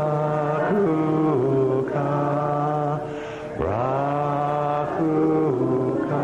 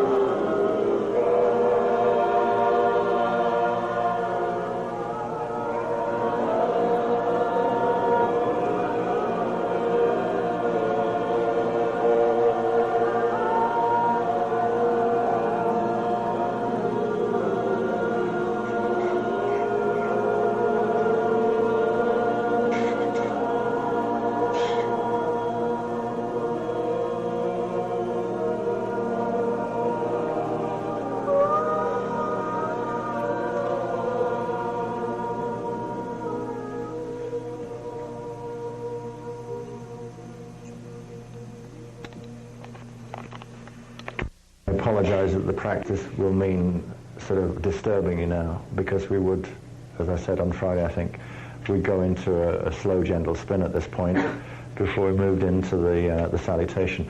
But because the salutation means we must move the furniture in order that you can spin, we'll just skip the little rotation at the end of this. So if you could move the furniture out of the way so there's sufficient room for you to spin in an immediate circle. You don't have to go looping around, just spinning on the spot. You don't need too much space. Frequency that we just generated and we're now holding in our bodies, to bring it into balance within the body so it's equally distributed within all the body parts, within all the cells. We're going to do stretches like calisthenics classes, but not jumping jacks. We don't need to do that. Now, it's going to be a freestyle stretch. This is the beginning of what are going to really begin to make more sound shapes in the air. All right, but what we're going to do right now are basic stretches. Now, the parts that need stretching most are probably the parts you want to stretch least. All right, the legs are absolutely essential, because you can build frequency up here, but you're not going to get much of it into the grids if you can't get it through your legs. And with most people, because the legs are closest to the distorted chakras that aren't running as much frequency, and there's a bunch of blocked axiotonal lines because of the DNA messes that we have, the legs tend to clamp up. This is why so many people end up with varicose veins and those kind of things. All right, so we're going to stretch the legs. Now you can do that in whatever way feels good to you. I'll show you a few examples, and you can take it down your body and moving it and stretching it out through all the axiotonal lines and the levels of the body that correspond to those legs or to those arms. We even get to the point where hands and finger movements, you're bringing the frequency up into your fingers. And you can start to feel, you'll get chills running up your arms when you start to let that energy move and go. And most people are used to carrying their bodies very, very tightly. in our societies, we're taught to hardly move at all. I mean, if you see somebody going down the street and going like this, they usually get locked up somewhere very quickly. All right. So some examples. I'll show you some examples of stretches that bring the energy literally like right down to the toes or, right up to the fingertips. And these are just like examples. You can take it from there and, modify it to suit your comfort zones. Can you hold that, please? Are we still umbilicus? No. Okay. All right. Now, the way I like to start them is I become aware of the energy here, okay? Become aware of it there as a blob of energy. It's about like that. And what you're going to do is stretch it out in your body as if it's going to take on the shape of your body. So you're first going to imagine it's hooked up on your head, and you're going to breathe your energy down and stretch it like a bubble down to your feet, and your legs are included in this, like it's around you and in you. Now, and it helps to have a ballet bar for some of this, but to begin with, I can't do it with that. To begin with, just literally go up and down, bend your knees, and go down, bend knees, down, and try to balance on the balls of your feet without putting the heels down, just for a second, and then back up, and then put the heels down. And put the hands out in front, too, because you'll begin to feel energy with the hands. You'll start to get an idea of what you're doing with the energy the more you do that. Then just down again. Try to hold that, just for a couple seconds. The longer you can hold it, the more you're actually making the energy, forcing it to go down, because it hurts the knees. And the knees say, help, I need more energy. So it pulls. The knees actually pull the energy. Now you've got it to your knees. Now what you want to do is stretch that from your knees to your toes, the tip of your toes. So just stand. I'm not used to doing exercises with the mic in my face. Stand and put one foot out to the side and begin to slide it as far as you can comfortably. You don't want to pull your hamstrings and things too much. And see if you can literally, it's like a runner's stretch to the side where you pull the toe up, you point the toe up and the heel. Yeah. This will literally pull the energy down all the way through here, activate the axiotonals, and bring it up to the foot. It gets stuck in the heel, so then you put the foot down and point the heel out, and it throws the energy out that way. All right? It takes a while. These are basic stretches, and they're not like a set format. And then do it with the other leg.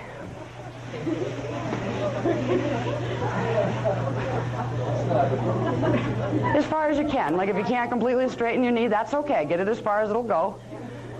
And then put the foot down, stretch it all the way out, and then bring it back. There's other ones that I tend to do because I can feel in my body where, especially my legs, the energy likes to block up there. These, yeah, I have to balance on something, and you probably would too unless you get used to it. But they're the stretches that literally stretch in through here, because energy tends to get bottled up into this part of the body. So if you can, there's not enough room to lean on something right now.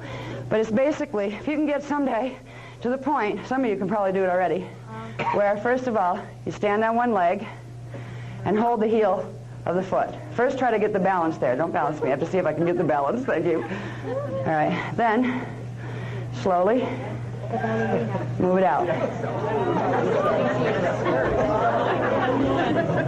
Try to imagine your Merkaba field and keeping its axis straight. It will help you with your balance. Imagine the Merkaba field with its axis running totally straight, and you're keeping that stable. That's what's keeping your balance. Look at this one. Oh my goodness. Bless you.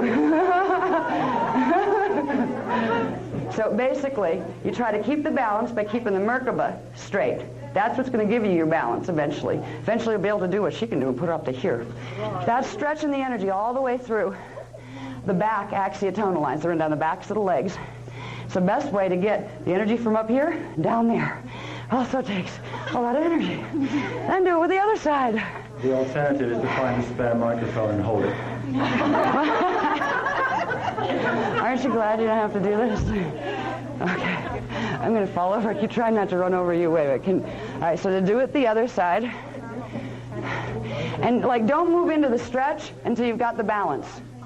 All right, get the Merkaba balance. And then slowly move it out. Try to keep your balance through your Merkaba field, through your top field, to the point where eventually you could get to the point where you could do this, and do this, and hold it, which I can't do, but you would be able to do the dancer's moves. Dancer's moves originally had a lot of energy running purposes behind them. Pardon me that I'm out of breath. Okay, now you got the energy down. Now you're going to bring it back up again. Go down, just bend down, your knees again. This time pretend you're lifting it up with your hands, you know. And then stretch one up, and then stretch the other up. Feel it pull these muscles down here. It'll get rid of all the blocks and the axiotonals there temporarily. Stretch it, bring it around. Bring it around. Feel the body going, wow, what's that? Yeah. Yeah. That's energy. What is that stuff? Yeah. And then once you're done, if you feel any kinky spots, they're like kinked, and they're still kind of going, stretch there. It may be a muscle in a weird place where you need to like contort yourself. To pull that muscle, do it. Especially back in here. The lower back, unless you exercise regularly, very rarely gets worked out. Pull. You know, use your body to literally pull those muscles so you can start feeling them here. Rotate around, do the other. The more you do this, if you do basic stretches every day, even if you don't take any kind of formal program of exercise or yoga or anything, basic stretching every day, before you do your salutation and after, where you run the energy more, will take years off your body's wear and tear. It will help your health in the most rapid way. Because all the great energies you're generating down in your template, you're bringing them up so your body can use them for fuel and use them for healing. Now, we've got the energy distributed in our bodies now. Now we're going to go into the salutations. And I'm going to turn it back over to you, because I'm huffing and puffing. You know, it does help to be physically fit. I mean, this thing, you know, how the mainstream has this thing about exercise? Unfortunately, they are right. You know, exercise will help you to to be able to hold frequency in your body and to run more. So it's worth doing some, even if it's basic yoga. Take a yoga course where you can get some basic stretches. Stretching is the most important part, rather than pounding or building muscle mass. It's stretching, things that get the body moving. So yoga is a wonderful thing to integrate into your, like, if you know, into your spiritual development program. And eventually we'll have the Suriyas, and this ought to be interesting. You know, be like yoga and Tai Chi combined. Okay, well, I should point out that we do have copyright on the Advanced Masters Merkaba diet techniques. A part of which you just been introduced to. The other part, you heard earlier today, goes by a different name, but keep it between yourselves. Isn't it funny how you discover things about those you're closest to in the most unlikely places as well? See you later. Now then. Next time you can demonstrate that. I swear tomorrow we will be seriously reverent. Sorry to be a bore. We are. We're laughing, we're chuckling, we're filled with joy. Once more with feeling. What kind of reverence can you give? That's kind of life. Now When we then. feel joy, God feels joy. Okay. Are you ready to spin? Okay. Make sure you're in a safe part of the room. Here we go. Mr. Responsible again.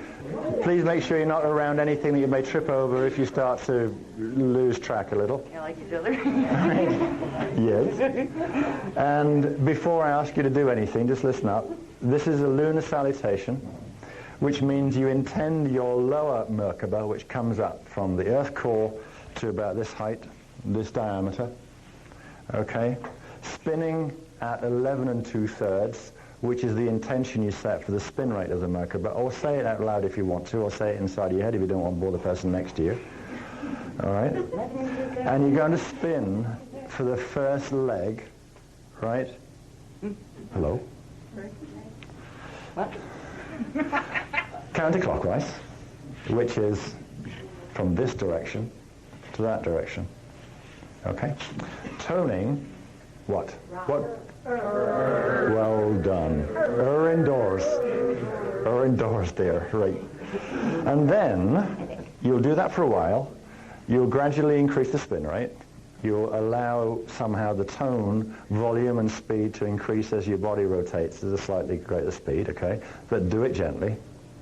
And I'll just encourage you to kind of keep it where you moved it to before.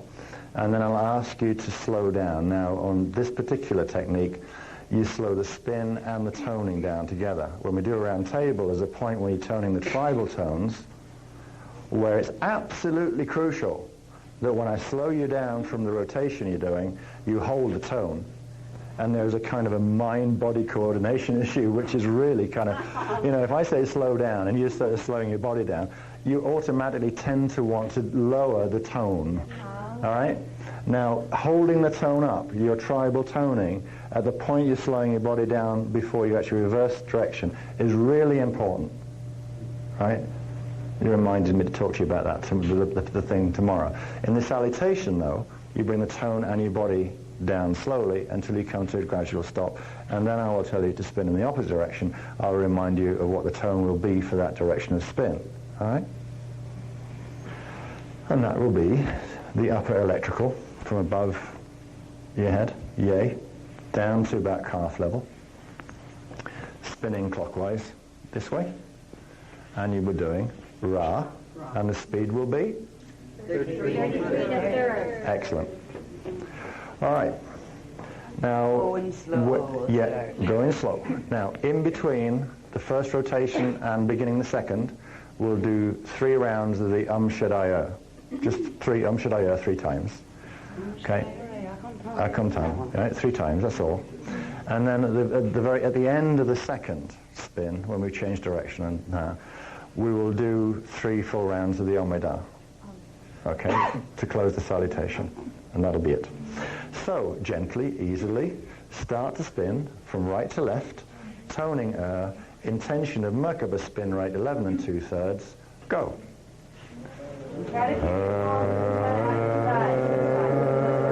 Try and allow the tone to develop. Try and allow it to move through you. Don't hold it flat, let it move.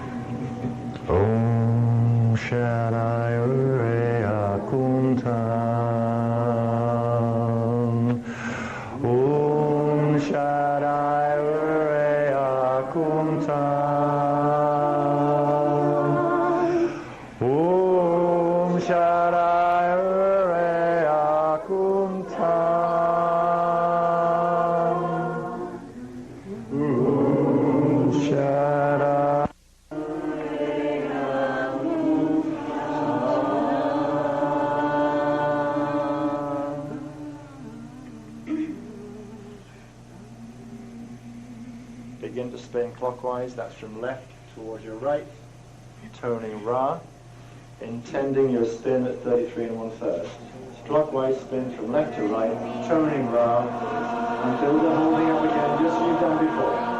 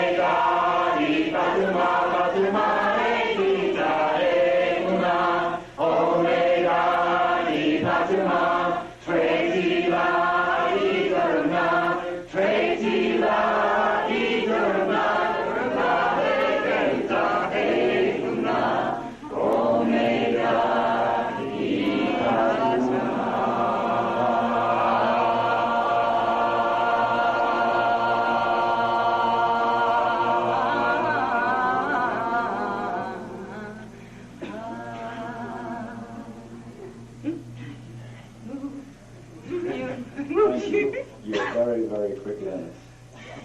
And from my point of view, you gave me one heck of a ride there. Look forward to doing it with you tomorrow. Yeah, right.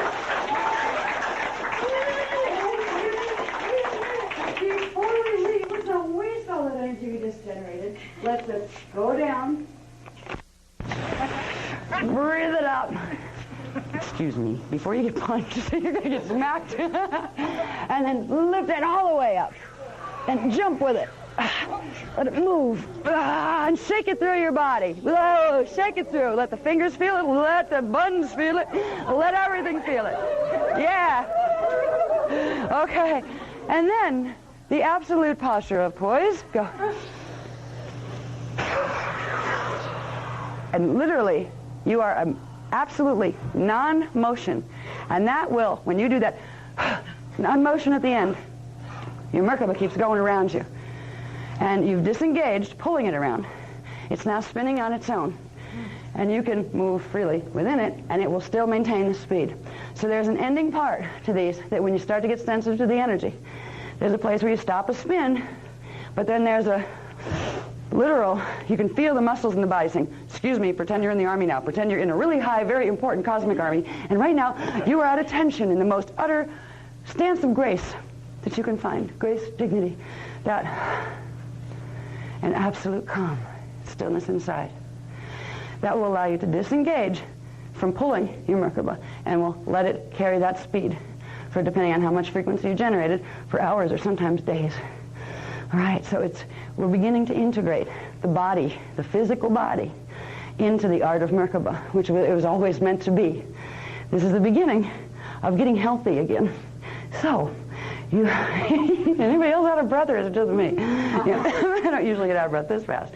Anyway, tomorrow we have a full day. Actually, we have 2 days to cram into one, and we will get some good sleep tonight. And again, do the Maharic Shield. That is absolutely important. That's your carrier wave, along with a whole bunch of other things. But if you want to run these frequencies, that's your carrier wave that allows you to be able to do it. And before you go to sleep, you really should use a quick seal, a Maharic quick seal, because it will keep you directly connected with your pillar to your avatar self. So you can't get dragged around in the astral and out-of-body experiences and stuff. You can have out-of-body experiences as your avatar level would want you to, but you won't get yourself caught in, let's say, astral snares and things that exist out there. So it's a very good thing before you go to sleep, even when you're not doing a round table The next night day. before a big game is when players can get nobbled. Get me? Yes. Yeah. Right. I will say good night and turn this over to Az. Shall we sing good night? Oh, well, the Von Trapp family singers just came to my mind. Good night, good night. Remember that in The Sound of Music? The Von Trapp family singers. A bientôt. Oh, we didn't sing our Maharata song. Oh, sorry, we didn't sing it. The Maharata. The Maharata song. We can sing it as we leave if you The want. one that we sing, right? You go. The Lyra. You put the right spin. Oh, come on. Now that one. Christus Merkaba and shake it. That one. Oh, the song of That one. Yeah. All right.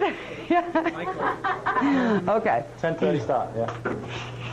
We'll be really sweating though. We've got to get stuff to Staples. Let everybody know what time? Pardon? You want to let everybody know what time? No, just a What few. time? What are we doing? What are we doing? 10:30. 10:30. Okay. Okay. Now before we leave. Okay. Right. Okay. Back to serious mode. Gary, those of you that, most of us are not comfortable with the whole song in various parts and places. So if you can look up the words in your book, please, and really start getting into this song and really making it move, ready for tomorrow. So use your books, please, as much as you can as a cue card. Should we put the chairs back? Probably a good idea. Probably not a bad idea. Chairs back. Let's sing our song first, though. Okay? Let's do a song first. Good thinking. Right. Get that Merkabas is going, isn't it? Okay. Okay, we all ready? Good, I guess. Ready to go? Yep. Coming down Okay. 3 then. Ready? And say it like you mean it. You're declaring to your Christos, come and be with me now. That's think Shakespeare. As one voice, please. Let everybody join in if you don't mind. On 3. Go for it. 1, 2, 3. Maharata kumbai vectas, Hashana tuin, Evukayun iblium by vectai, Ma'a by vectai, un ore onem ur, Isteum de sacrista et era, Vecteum hashinum tra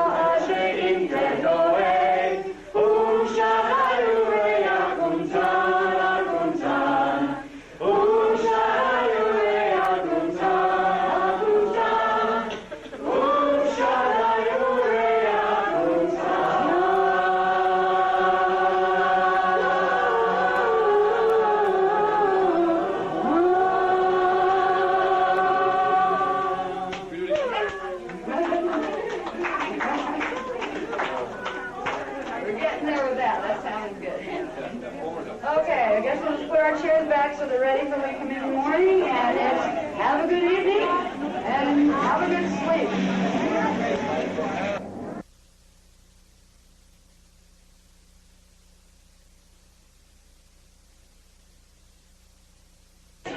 I want to thank you for your patience. I got about 2 hours sleep last night, and so did Az. We did it in shifts because we were getting the rest of the security transmission on the Canadian grids. I had no idea what they were going to give us. What it's culminated in is you're going to have a 51-page supplement to add to your Templar books. And even people that didn't get the Templar books, that didn't buy them, you'll still get the supplement. That's at the printers now as we speak. And that's why we're late. We literally just got off the computer to get that ready, so we'd have it all ready for you. The 51 pages is a compilation of all of the most recent information. Some of the stuff that's in Voyagers is in there now, so you have some of the maps, which are the most important things, and just various different pieces of new stuff that was given since the Templar books were done. So you'll be actually up to date more than anybody else, because the information on the Canadian grids is also in there. And that's the first that was released to any of us. So you actually will have the most advanced information that anybody has right now. And it will be given to the people in the States as soon as we get back. We have a lot of ground to cover today. And I hope you don't mind, because we had to come in late, that if we have one big break for the dinner break, and just like instead of a lunch break, just do like a 15-minute or here or there, when like after a couple hours of going through program, so we can get up to par with the information. There's a lot of history information that's very important. It's important for two reasons. First of all, on the 3D level, it solidifies your understanding of the whole picture of what's happening, so that by the time that you go to do a round, you can do it with conviction, because you realize the importance of it, and you realize the sacredness of it, and there's just more motivation. That's the 3D reason. There's more than the 3D reason. The history information carries specific sequences of frequency. That frequency allows that information to wake up in your DNA templates. It allows certain parts of your templates that corresponds with those pieces of history to begin activating, which helps you to activate your tribal shield, which helps you to bring through more current, and it helps you to activate DNA and bring through your Christos more quickly. So there's a reason why we do the history. The history is very, very long, so we don't start like at the beginning and then work up. We're going to start at a certain part. It's on page 144. It says the Atlantean conspiracy in round tables. Now, we talked about the round tables yesterday, and we got into that a bit. Now, we're going to get into understanding some of the historical context of the round tables and their relationship to something called the Atlantean conspiracy. After we go into this and become familiar with the basic Atlantean conspiracy, we're going to look at that a little more closely, and we're going to find some key elements of the Atlantean conspiracy, which involves the creation of what's called the Leviathan force. This is where Darwinian theory comes in and was transposed over real human evolution here. And we're going to find out who the Leviathan races are and what that has to do with the Illuminati races today. Once we understand the Leviathan, we'll begin to understand what we're dealing with on a planetary level, because the Leviathan races are human hybrids, and they don't have human souls. And that way, because of that, they are very easily manipulated through their DNA by the fallen angelic matrices. So we'll get to understand that a little bit. Then we'll get into understanding the most important part of the Templar program, which has to do with the planetary grids. The first thing we will go into is something called the Nibiru and Diotic crystal grid, which was set up at Stonehenge in 25,500 BC. And that began the darkest cycle of the dark cycle. The Nibiru Diotic crystal grid has been running since that period of time in the planetary grids and creating the DNA mutations that we have. We'll find out where that grid is, what's been done with it, because we've been progressively working with the round tables to clear this and restore the D12 frequency to these grids, so they actually are transmuted into healing technologies instead of to abusive technologies. The Nibiru Diotic crystal grid is just the beginning. There's also something called the 24 Nibiru crystal temple bases that are connected to it that hold the program. We've been progressively traveling around recoding the grids that go with these crystal temple bases just to bring the D12 frequency back through. This all connects to the Canadian grids. And we found out, literally, I think about 7:30 this morning, it started to come through. where the main Canadian grids are, how they connect into those other programs, and why they're a major issue right now. Because there are certain activations taking place that are meant to do a series of things that are directly connected to the World Trade Center terrorist attack thing. We're going to find out what has been going on since 2000 with these grids. We're going to cover a little bit of the more recent history as well. It has to do with wormholes. We're going to find out some things about the Philadelphia experiment and the Montauk project, because they are directly connected to all of this. And we're going to find out a bit about HARP. Okay? And they're all connected. And right now, they're all being brought into activation in order to create certain effects that would create pole shift here. We're going to find by the end of all this the reason why we are doing the round here. And it's funny because we didn't know why we were doing the round here. It just worked out that we were being brought up here because to replace somebody who wasn't going to be able to teach. That wasn't an accident, it turns out. And we were literally just given what we're really going to do, and why we ended up taking a vacation to Lake Louise when we thought it was a vacation. We left a little present there because we were asked to, like literally in the ice in the lake. We're going to find out a little bit about that and how it connects to the round table that we're going to do here. And we're going to find out this round table is extremely important. I had no idea how important this one was. I didn't know what the Canadian grids were.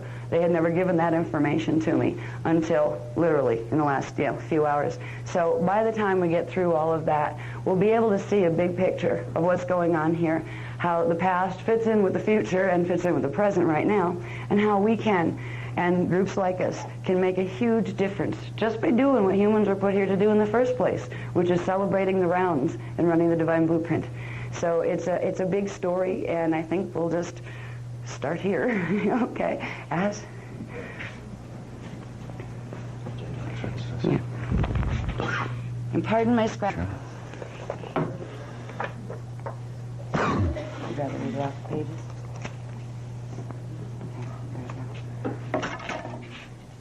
Okay, good morning from me, and thank you from me too. We're delighted to see you approaching the practice work and everything with such enthusiasm. Yes.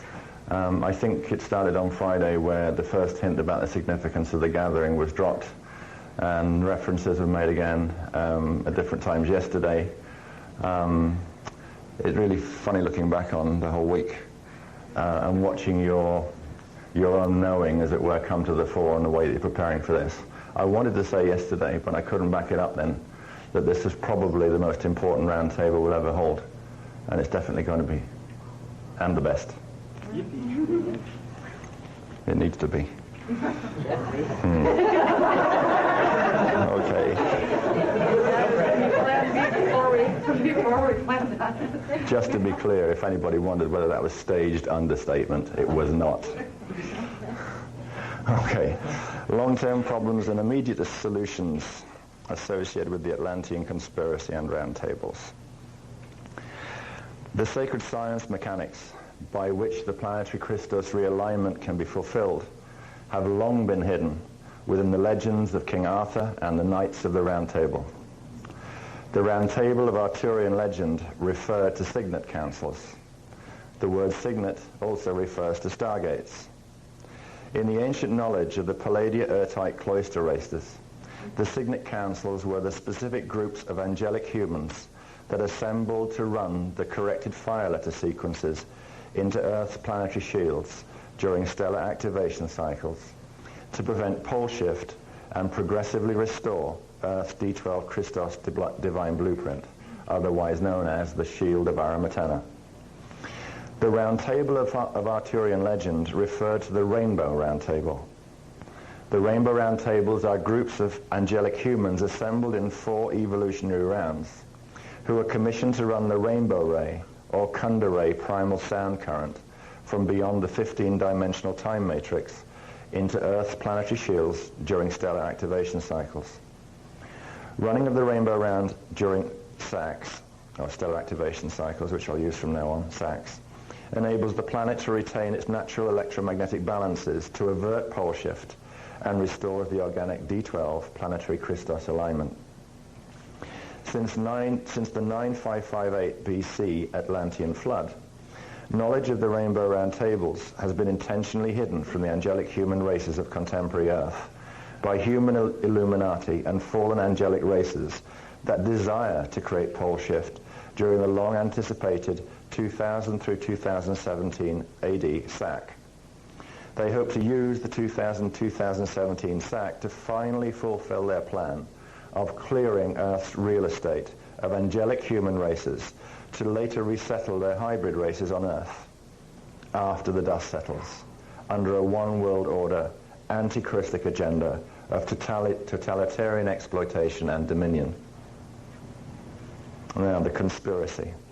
The fallen angelic Illuminati human anti-Christic agenda gained a stronghold on Earth in 2500 BC when Nibiru and Marduk Anunnaki, which are composed of Anunnaki, Omicron and Draconians, seized control of Nibiru and Earth's D4 Universal Solar Stargate 4 in an event known as the Lucifer Rebellion.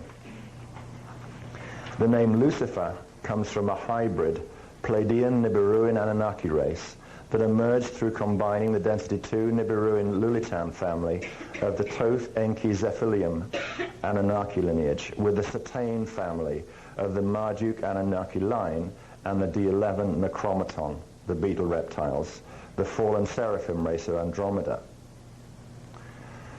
From this hybridization, the Pleiadian Samjazi Luciferian Anunnaki and Marduk Necromaton Luciferian Anunnaki races of Sirius B, Nibiru, and Alpha and Omega Centauri emerged.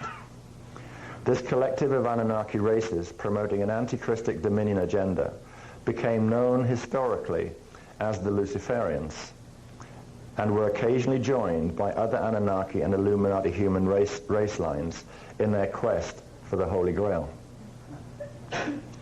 The Holy Grail is a term used in reference to the 12 universal signet stargates of the Universal Templar Complex, to which the angelic human race holds the sacred commission of guardian.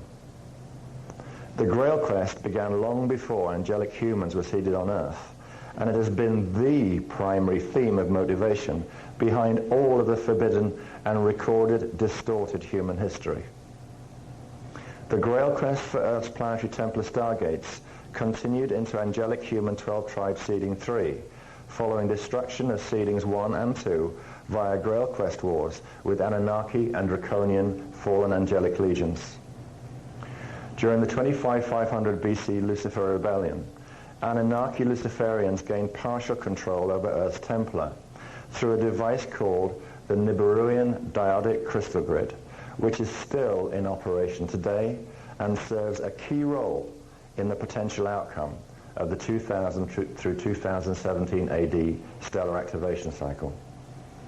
In 22326 BC, the Luciferian Anunnaki races decimated Guardian races, attempting to intervene in an event known as the Iani Massacre, which took place on what remains as the Lemurian continent, now known as Kauai, Hawaii.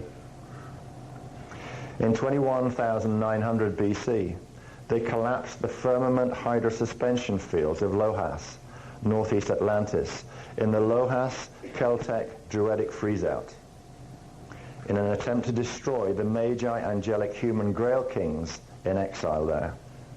This event gave us our last major glacial period of 21,900 BC through 14,000 BC. In 20,000 BC, they staged the Vicarus Sassion invasion of Russia. In 10,500 BC, the next phase of the Luciferian dominion plan unfolded in an event called the Luciferian Conquest, at which time the Atlantean islands of Nohasa and Brua fell to Anu Melchizedek, Anunnaki human hybrid, and fallen Jehovian and Luciferian Anunnaki control.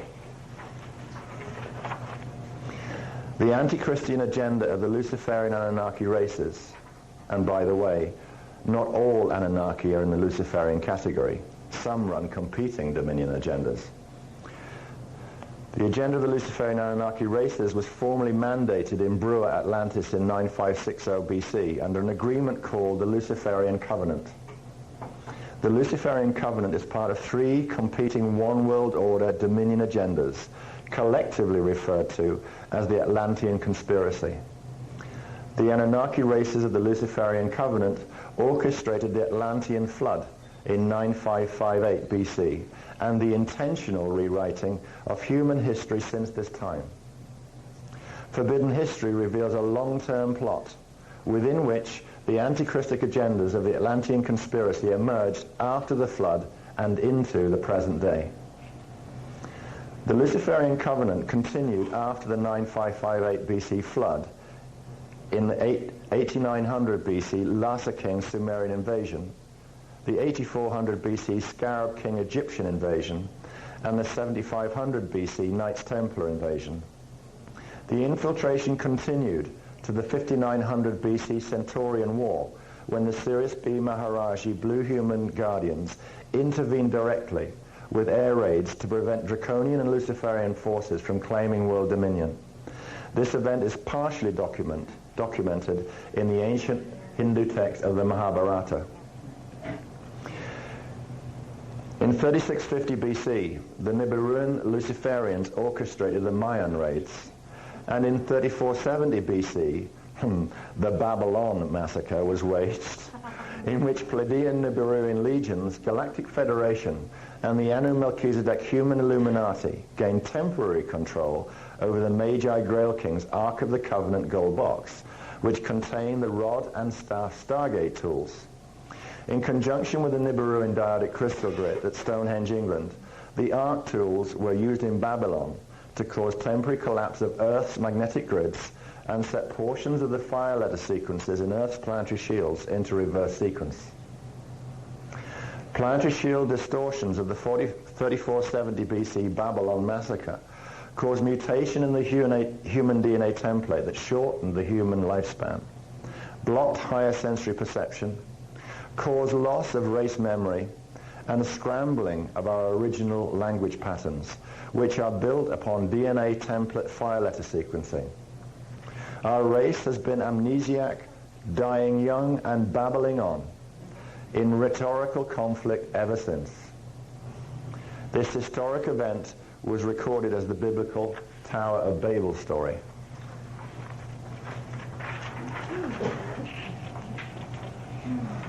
Following the Babylon massacre of 3470 BC, fallen angelic selected chosen ones, Anu Melchizedek hybrid descendants, for minimal DNA template repair and implantation, through which the Luciferians and competing Jehovian Anunnaki and Draconian legions could begin their progressive infiltration of human spiritual and political systems. Through the technology of remote channeling, conducted through unnatural DNA template implantation, the chosen ones have been progressively fed Anunnaki history and distorted patriarchal, war god spiritual teachings in a strategic and intentional replacement of the angelic human heritage. They are once again channeling to us and visiting today as the dominant force in the New Age and UFO movements. The D12 Maharic seal channels can create protection from interdimensional manipulation of their natural bioneurological communication lines. You find that's why we stress it so often. Following their 2668 BC Dozer invasion of Egypt, Galactic Federation continued their previous alliance with the Anunnaki of the Luciferian Covenant, temporarily stealing the Ark of the Covenant gold box and tools in 2024 BC. At this time, they launched an attempted world dominion assault called the Dead Sea Conquest, beginning with Babylonia and Sumerian cities in the areas of the Dead Sea. The biblical stories of the destruction of Sodom and Gomorrah refer to this event. God did not destroy these ancient cities any more than God orchestrated the scrambling of the languages in the 3470 BC Babylon massacre.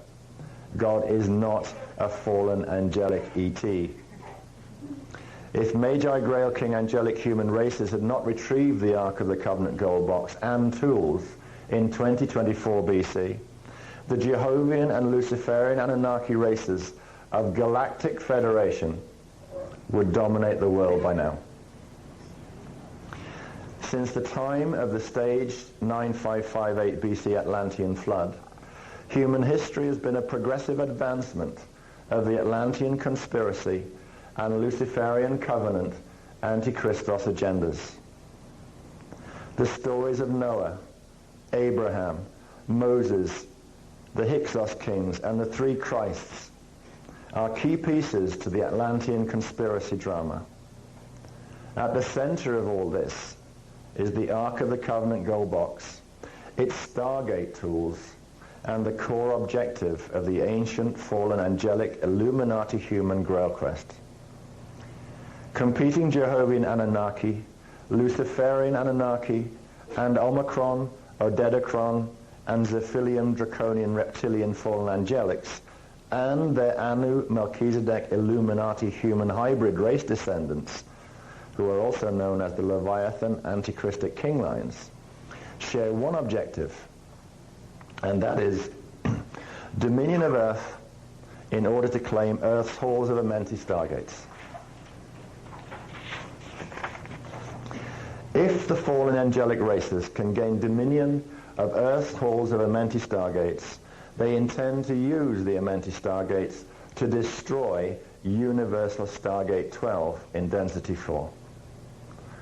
Destruction of Universal Stargate 12 would effectively seal off from Density 5 Founders Race Protection 11 dimensions of our 15-dimensional time matrix. The manifest life field would become imprisoned in time for fallen angelic exploitation and dominion, unable to fulfill the natural evolutionary process of ascension. This is the core motivation behind the fallen angelic's continuing Grail quest. Prevention of this anti-Christos agenda is the purpose for which the angelic human races were created 560 million years ago. To accomplish their objective of claiming Earth and the Amenti Stargates, the fallen angelics need to possess the Ark of the Covenant gold box and Stargate tools, and to achieve critical mass population of their human hybrid races, whose DNA templates carry reversed sequenced fire letters. During a stellar activation cycle, the Ark tools, the still functioning Nibiruian diodic crystal grid, Nibiruian controls Solar Stargate 4, and the false planet Battlestar Nibiru can be used to create intentional pole shift on Earth to clear the real estate. If they can successfully exterminate angelic human races from Earth, the Luciferian and the Jehovian Anunnaki races intend to return their chosen ones, Anu Melchizedek descendant humans, to Earth during the SAC. The chosen ones will be used to run critical mass reversed fire letter sequences into Earth's planetary shields and the Amenti Stargates in fulfillment of the Anunnaki Antichristos Grail Quest agenda. This plan was formalized in the 9560 BC Luciferian covenant and has been progressively unfolding ever since. Since 9560 BC, the anticipated date for the final conflict and intended orchestrated pole shift has been the 2000 through 2017 AD stellar activation cycle. Now, many times throughout the advancement of the Atlantean conspiracy, guardian races of the Emerald Covenant have repeatedly intervened. Guardian races have kept the angelic human and Magi Grail line DNA templates alive within the human gene pool, so angelic humans could rise together during the 2000-2017 final conflict drama to fulfill the Christos realignment mission and prevent further advancement of the Atlantean conspiracy. During the Christ drama of 12 BC through 27 AD, the Founders Emerald Covenant CDT plate teachings were translated by the three Magi Grail line speakers, Jeshua Melchizedek, aka Jesus Christ, John the Baptist, and Miriam, to prepare humanity for the 2000-2017 AD final conflict. The heart of the 12 BC 27 AD Christ drama was not only CDT plate teachings. Jeshua, John, Miriam and a group of Magi Grail Line angelic humans were on an Emerald Covenant Grail Quest mission to secure Earth's Stargate 11 from Anunnaki and Draconian race infiltration. Both Luciferian and Jehovah's Anunnaki races and their Anu Melchizedek Illuminati descendants seek to claim the Ark of the Covenant gold box and Stargate tools to take control of Earth's Stargate 11 for use in imploding Universal Stargate 12 during the 2017 AD stellar activation cycle. This plan was known since the success of the 25500 BC Lucifer Rebellion. Jeshua and his Universal Templar security team intended to use the Ark of the Covenant gold box Stargate tools, colloquially known as the Rod and the Staff, to release Anunnaki Nibiruian dyadic crystal control over Earth's Templar and Solar Stargate 4. The mission of Jeshua, John, Miriam, and the Magi was intended to prepare the angelic humans of Earth to fulfill the Christos realignment mission during the anticipated 2000-2017 stellar activation cycle. In 23 AD, Jeshua and his Magi were attacked by the Anu Melchizedek Hyksos and Hathor Leviathan King races in an event called the Essene Divide, which rendered them unable to fully complete their intended journey to the lands previously known as Northern Lohas, Atlantis, the location of Earth Stargate 11, or what is known today as Ireland. To protect the Ark of the Covenant gold box and Stargate tools, John and Miriam completed part of the journey to Lohas, burying the Ark of the Covenant gold box and tools in the area now known as the Vale of Pusey in southern England. Jeshua and his group of Magi served as Signet Council, a group of angelic human Magi commissioned to run the Rainbow Round Tables, preparing Earth's planetary shields for the 2000-2017 AD SAC. The CDT plate teachings of these three Essene Emerald Covenant speakers contained the planetary Templar mechanics by which the planetary Christos realignment could be achieved during the SAC. These teachings were later stolen, edited and falsified in a religious control dogma in 325 AD, known as the Council of Nicaea, and the Draconian infiltrated Church of Rome. The falsified CDT plate teachings of Jeshua, John, and Miriam were interwoven with Anu Melchizedek Leviathan King Anunnaki history to create today's canonized Bible. The mission of Jeshua, John, and Miriam later resumed between 559 AD and 608 AD, when the quest for the Holy Grail, the Atlantean conspiracy, and the hunt for the Ark of the Covenant gold box and Stargate tools continued in the drama of King Arthur and the Knights of the Round Table.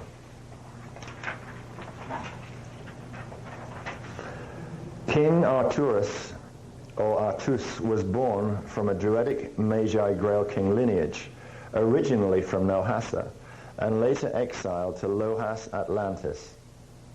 Arthur and his selected Signet Council Knights were commissioned to fulfill the 10 AD, 27 AD Emerald Covenant mission that Jeshua, John the Baptist, Miriam, and the Essene Magi were unable to complete due to the Hyksos King raids in the 23 BC Essene Divide. Arthur's legendary sword, Excalibur, was a battle sword fashioned to hold the staff Stargate tool from the Ark of the Covenant gold box in its handle, which Arthur and Victorus, son of Meriden, retrieved from the Vale of Pusey in England, where John and Miriam had buried it in 23 AD. Victorus, son of Meriden, came to be known as Merlin, Arthur's vizier and court mystic in the Arthur legends. Victorus' father, Meriden, was a Knights Templar Anu Melchizedek, black arts occultist. His mother was of a Celtic Magi Grail King line, originally from Lohas, Atlantis. Victorus' life and service to King Arthur were overshadowed by the struggle of the good versus evil that existed within his genetic programming. Arthur's wife, Guinevere, was of a Celtic Magi Grail King line, originally from Lohas, Atlantis. Guinevere's sister, Selene, not Guinevere, was the lover of Arthur's impostor knight, Sir Lancelot, a Luciferian Knights Templar sent in to sabotage the Emerald Covenant mission. Knights Templar Anno Melchizedek races intentionally distorted true Arthurian period history. Teachings of the Rainbow Round Tables and Stargate Signet Councils were hidden in occult secret societies of the Knights Templar, today's Freemasons. The historical realities of the Magi Growking lineage and Arthur's Emerald Covenant mission were intentionally rewritten, Nibiruan Anunnaki style, romanticizing Vitoris, i.e. Merlin, and other characters that assisted the Knights Templar in undermining Arthur's Emerald Covenant mission. Throughout the Arthurian drama, 559 AD through 608 AD, the Luciferian Knights Templar Anu Melchizedek Illuminati humans, under the direction of the Galactic Federation and the Pleiadian Nibiruan Anunnaki races, quested to steal the Ark of the Covenant gold box and Excalibur sword staff, Stargate tool, from Arthur's guardianship. Arthur and the Signet Council Knights quested to retrieve quested to retrieve the Rod Stargate tool and the stolen Stargate 11 control device called Signet Shield 11. This had been stolen from the Essenes by the Hyksos Knights and Knights Templar during the 23 AD Essene Divide. The ancient quest for the Holy Grail, or quest for control over the Stargates of Earth's planetary Templar and the Atlantean conspiracy agendas, continued. Despite Vitora's frequent betrayals of his Emerald Covenant agreements, Arthur, Guinevere, and the Knights of the Rainbow Round Table completed one phase of their Emerald Covenant mission. They were successful in retrieving the Rod Stargate tool and the Signet Shield 11 from the Luciferian Knights Templar Anno Melchizedek Illuminati humans. Arthur relocated the Ark of the Covenant gold box with the Rod, Staff, and Signet Shield 11 to their intended destination at the control center for Stargate 11 in the lands once called Lohas, Atlantis, the location of which is known as an island off Dublin. The authentic Ark of the Covenant gold box with its Stargate tool content still remains under Magi Grail King protection, where Arthur buried it in 608 AD. Arthur and his knights were unable to fulfill the entire Emerald Covenant mission of disengaging the 25500 BC Nibiruan Diodic Crystal Grid Network at Stonehenge, England, to free Solar Stargate 4 from remote Nibiruan Anunnaki control in preparation for the anticipated 2000-2017 SAC and intended fulfillment of the Planetary Christos Realignment mission. Since King Arthur buried the Ark of the Covenant gold box in 608 AD, the Luciferian Knights Templar, Jehovian and Draconian Anu Melchizedek Illuminati human lines have quested to claim the Ark of the Covenant gold box from its resting place in Lohas, Atlantis. To conceal knowledge of the unidentified Lohas, Atlantis location of the Ark box until it could be located and confiscated, the Luciferian Knights Templar, under direction of Galactic Federation, began a crusade to destroy or distort any remaining records of Atlantis. Further distortion of historical records and intentional planting of falsified Atlantean maps were tactics used to deter competing Illuminati human forces from retrieving the Ark box and thus control of Earth's Templar before the Luciferian Knights Templar could stake their own wrongful claim. After the 608 AD Arthurian Grail quest, competing Illuminati human Anu Melchizedek races progressively rose to positions of political power within the global arena, launching continuing campaigns of disinformation and historical distortion. Genocide crusades against each other and against angelic human and Magi Grail King 12 tribes races. In 1244 AD, the Cathars Magi Grail King families of southern France were destroyed by the Omicron Draconian Hell Church of Rome in the Albigensian Crusade.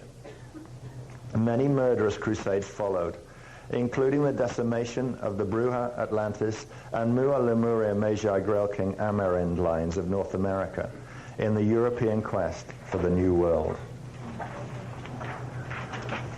It was long known among the competing Knights Templar, Jehovian and Nephidim are Omicron Draconian, Anu Melchizedek Illuminati humans.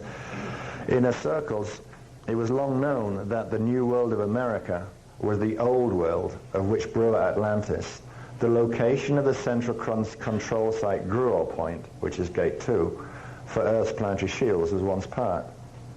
The competing quest for control of Lohas Atlantis Stargate 11, the Bruja Atlantis Gruel Point Gate 2, and other Stargate locations in Earth's Templar complex have been at the heart of the continual conflict and race hatred and dominion campaigns throughout our recorded human history. The three competing factions of Anu Melchizedek races, representing the Luciferian, Jehovian, and Draconian dominion agendas, emerged from our ancient pre-Atlantean past, through Lemuria, Atlantis, and our early recorded history, into the powerful global infrastructure of the contemporary interior world government, Illuminati, One World Order agenda.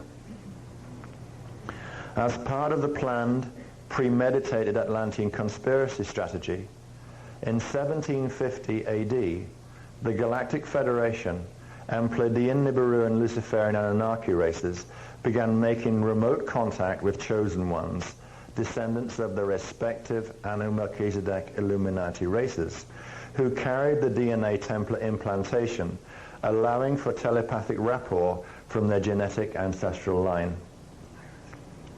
After rising to covert power in Europe and various other regions, Galactic Federation and the Pleiadian Niburians motivated the American Revolution and the founding of the United States of America via secret society, occult school inspiration of their Luciferian Knights Templar Anu Melchizedek Illuminati races.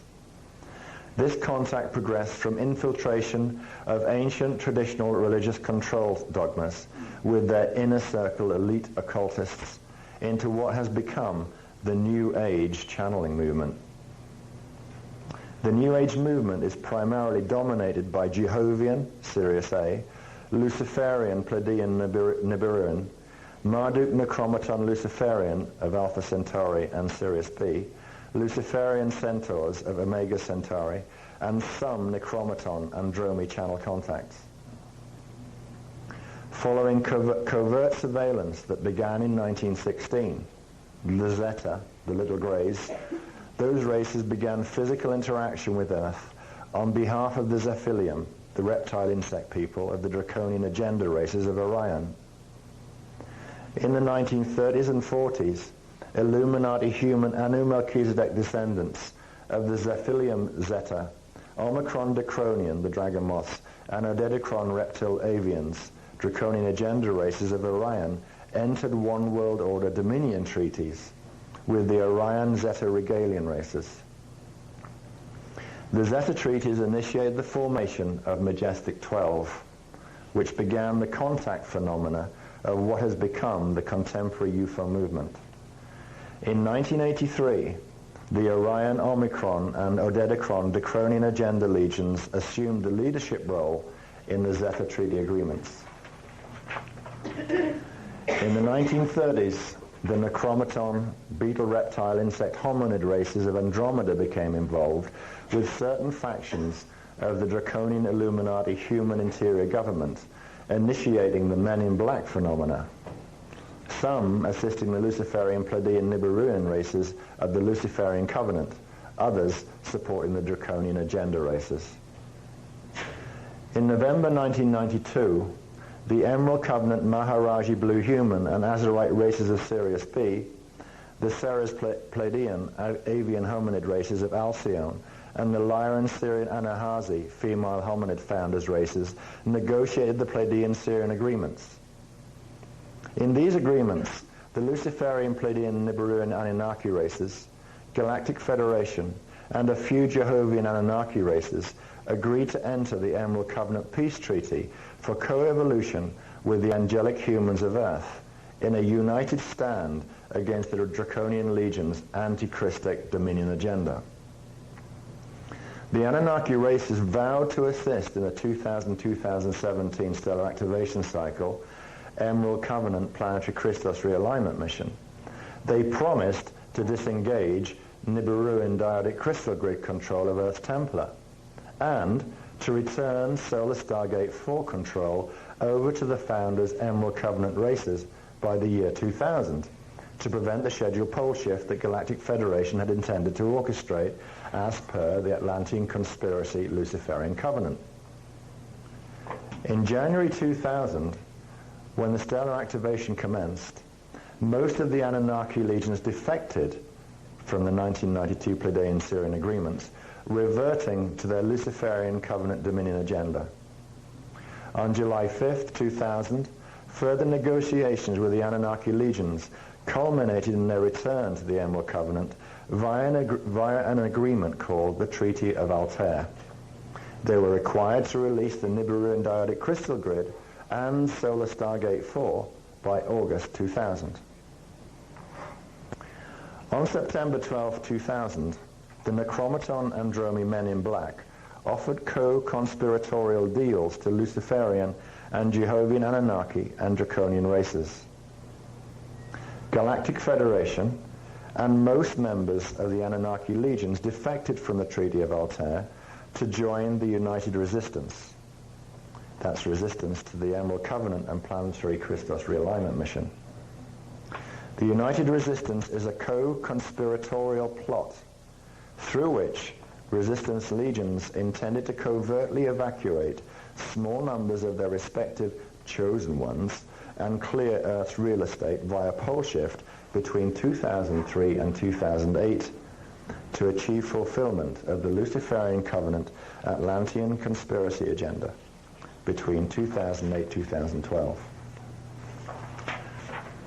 On September 12, 2000, the United Resistance Legions issued an edict of war against Emerald Covenant Guardian races if the Emerald Covenant Guardian races did not withdraw support for the angelic human 12 tribes of Earth. The Guardian nations politely refused to abandon humans and Earth to fallen angelic dominion. They didn't use that language. We are now facing the final conflict drama of the ancient Atlantean conspiracy. As the Atlantean conspiracy advanced from the 9558 BC Atlantean flood, Emerald Covenant races knew that the 2000-2017 AD stellar activation cycle would be the time for fulfillment of the planetary Christos realignment, and that if negotiations with fallen legions were not successful, the final conflict drama would ensue. In preparation for these anticipated events, the Magi Grail King lineage Indigo children, types 1 and 2, have been incarnating on Earth for the past 100 years, since around 1900. The Magi races are here to assist the angelic human 12 tribes of contemporary Earth in completing the Emerald Covenant mission that King Arthur and Essene Jeshua before him were unable to fully complete. To prevent pole shift in 2003 through 2008, the Nibiruan Diodic Crystal Grid of Stonehenge, England, and Earth Stargate 11 must be recalibrated using early activation of D6 Sirius B Stargate 6 to override the D4 Nibiruan alignment before 2003. This will release the D4 solar spiral from Nibiruan control, preventing the massive pole shift the United Resistance intends. This is the sacred mission of Essene Jeshua, King Arthur, and many Magi Grail kings before them, and the Indigos that have followed them. Once the Nibiruan hold on Earth is released, the planetary Christos realignment mission can be completed.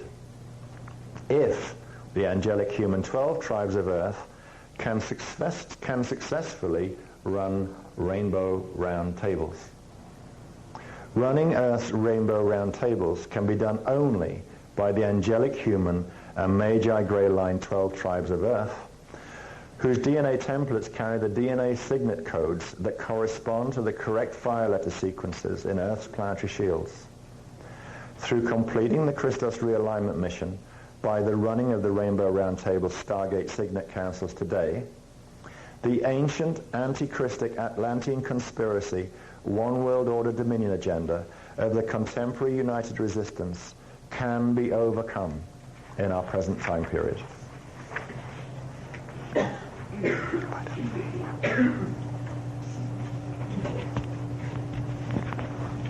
Swap the mics again. Little tiny bit of the history. It shows you the beginning of what has got us to this point. And there is a lot more detail to come.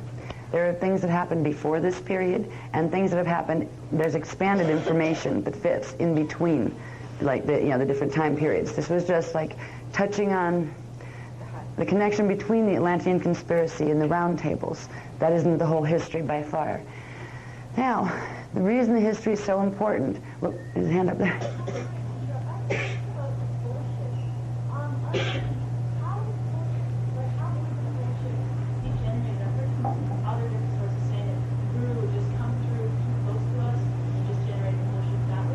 No, we'll get to that. Ask me if you still need to ask that question. Like, do it before the round table tonight, because by then you should be able to answer that question yourself. Because we'll be getting into how Nibiru could cause pole shifts and that kind of stuff. We'll understand that by the time we do round table tonight. Okay.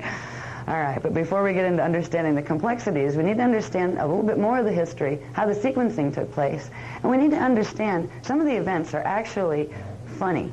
I mean, when you look at this from a higher perspective, and you look at what the real history records were, we've been given literally like probably a couple thousand pages on the history records at this point. Only little bits of it have made its way into the books yet.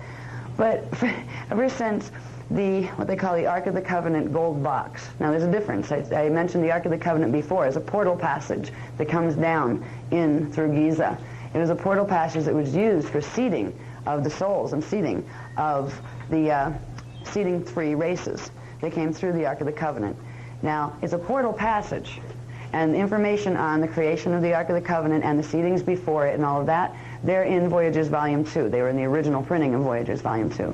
The Ark of the Covenant gold box, you know, that gold box you hear about, you know, in the legends and stuff, the quest for the big gold box. The box itself is not the Ark of the Covenant. That was one of the history twists, where the box had to do with the Ark of the Covenant, because what was in the box could open the Ark of the Covenant. But there is a difference. The portal passage, Ark of the Covenant, it led up through, let's see, which stargates, it went up through through 1, 2, 3, 4, 5, 6, 7, 8, 9. It did a spiral like this up to D9, Andromeda. All right. Now, the gold box, in the Forbidden Book that's coming out, we call it the Forbidden Book, the Forbidden Testaments of Revelation, they get much more into the story of the Ark box. It was created right after the 9558B flood that had been orchestrated by the fallen angelics. It was created and given to the Magi Grey Line races in order to, the Indigo races, to allow them to have open contact through the Ark of the Covenant with the Inner Earth races, because at that point the Inner Earth portals were shut because the invasion could very easily go into the Inner Earth territories. Inside the Ark of the Covenant gold box, there were 2 tools, one called the rod, one called the staff. When they were used together, they could generate enough frequency to manually activate the CDD plate discs, which could then activate the signet shields. So together, all these things could be used as manual portal control and Stargate control. So this began the real fiasco when this box was created with these tools in it. Because now there was a way that the fallen angelics, if they could bring those elements together, if they could capture at least one of the plates and shields and capture the rod and the staff in the gold box, they would be able to use one of the higher calibrated Stargates to blow up Stargate 12. They could literally take over the planet.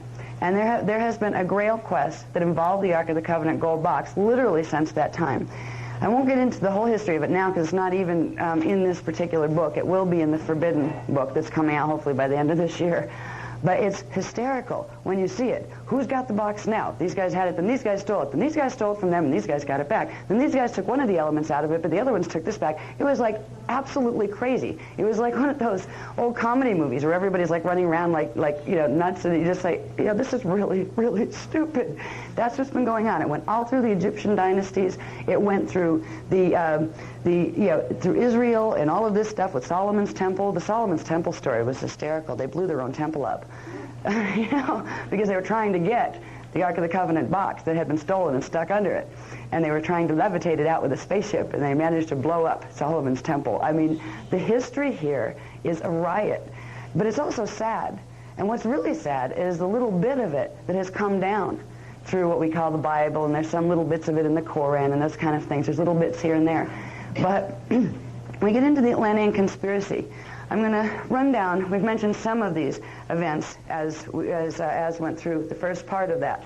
This is going back a little bit further. Now, some of the Atlantean history is in Voyagers, Volume 2 as well, where it tells how Atlantis was first a large continent, and then certain things were done with the Illuminati races that created major implosions of their massive crystal pylon technologies. That ended up sinking portions of the land and literally sucking part of it down in the Phantom Matrix. Well, the reason I can't find a lot of it, like where is that continent? Because literally it demanifested through the grids and was pulled into the black hole system. So they're going to have a hard time finding all of Atlantis because part of it's down there. Now, Atlantis turned into an island community, large islands, and they were Lohas up in the northeast. There was Brua, Atlantis, down in the south, a little bit west, and there was Nohasa. The whole Noah story came out of Nohasa, Atlantis, and the Illuminati race lines that were coming out of there. When we get into this history, we start to find out what the Exodus was about in the Bible. And you know what's so sad? This is one of the things that I just feel so bad for the Jewish people, because they have been conned into believing that was them. It wasn't even a Jewish Exodus. It was the Hyksos, Knights Templar, Illuminati, Leviathan races that were getting kicked out of Egypt by a competing force of draconian Illuminati races. The history here has been so twisted. So we're going to start to unravel that twist, because these twists are in our memory banks on a race level, which means they're in our DNA as twisted codes. They're also in our radial bodies.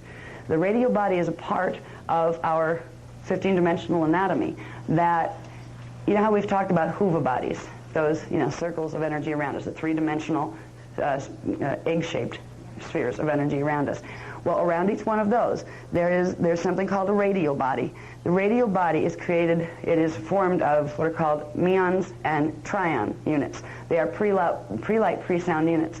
The radial body becomes very important. Planets have them too, universes have them, harmonic universes. The radial bodies hold the memory imprint of a person or a species or a planet. The distortions that we have now in our DNA template, thanks to the planetary grids, have totally distorted the natural pictures, memory pictures, the digital coding that would give us our natural memory. That's why we don't remember any of it, and they've progressively been recoding it to match Nibiruan memory. So by the time we got in here, they got back in here, we would simply look at them and know them as if they were our creator gods. So this whole thing comes back to, if we learn this history, we see what's being done, we can unravel what was done.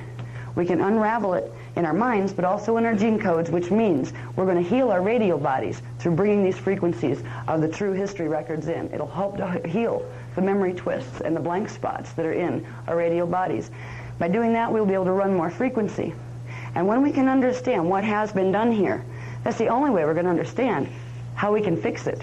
How is a round table going to fix all this mess, and how is all this mess related to, the pieces of it? How are they related? So we're going to find out about that as we progress through the history. We'll go from the history into the technologies that we're used to do this, and into what we can do to begin the process of healing it.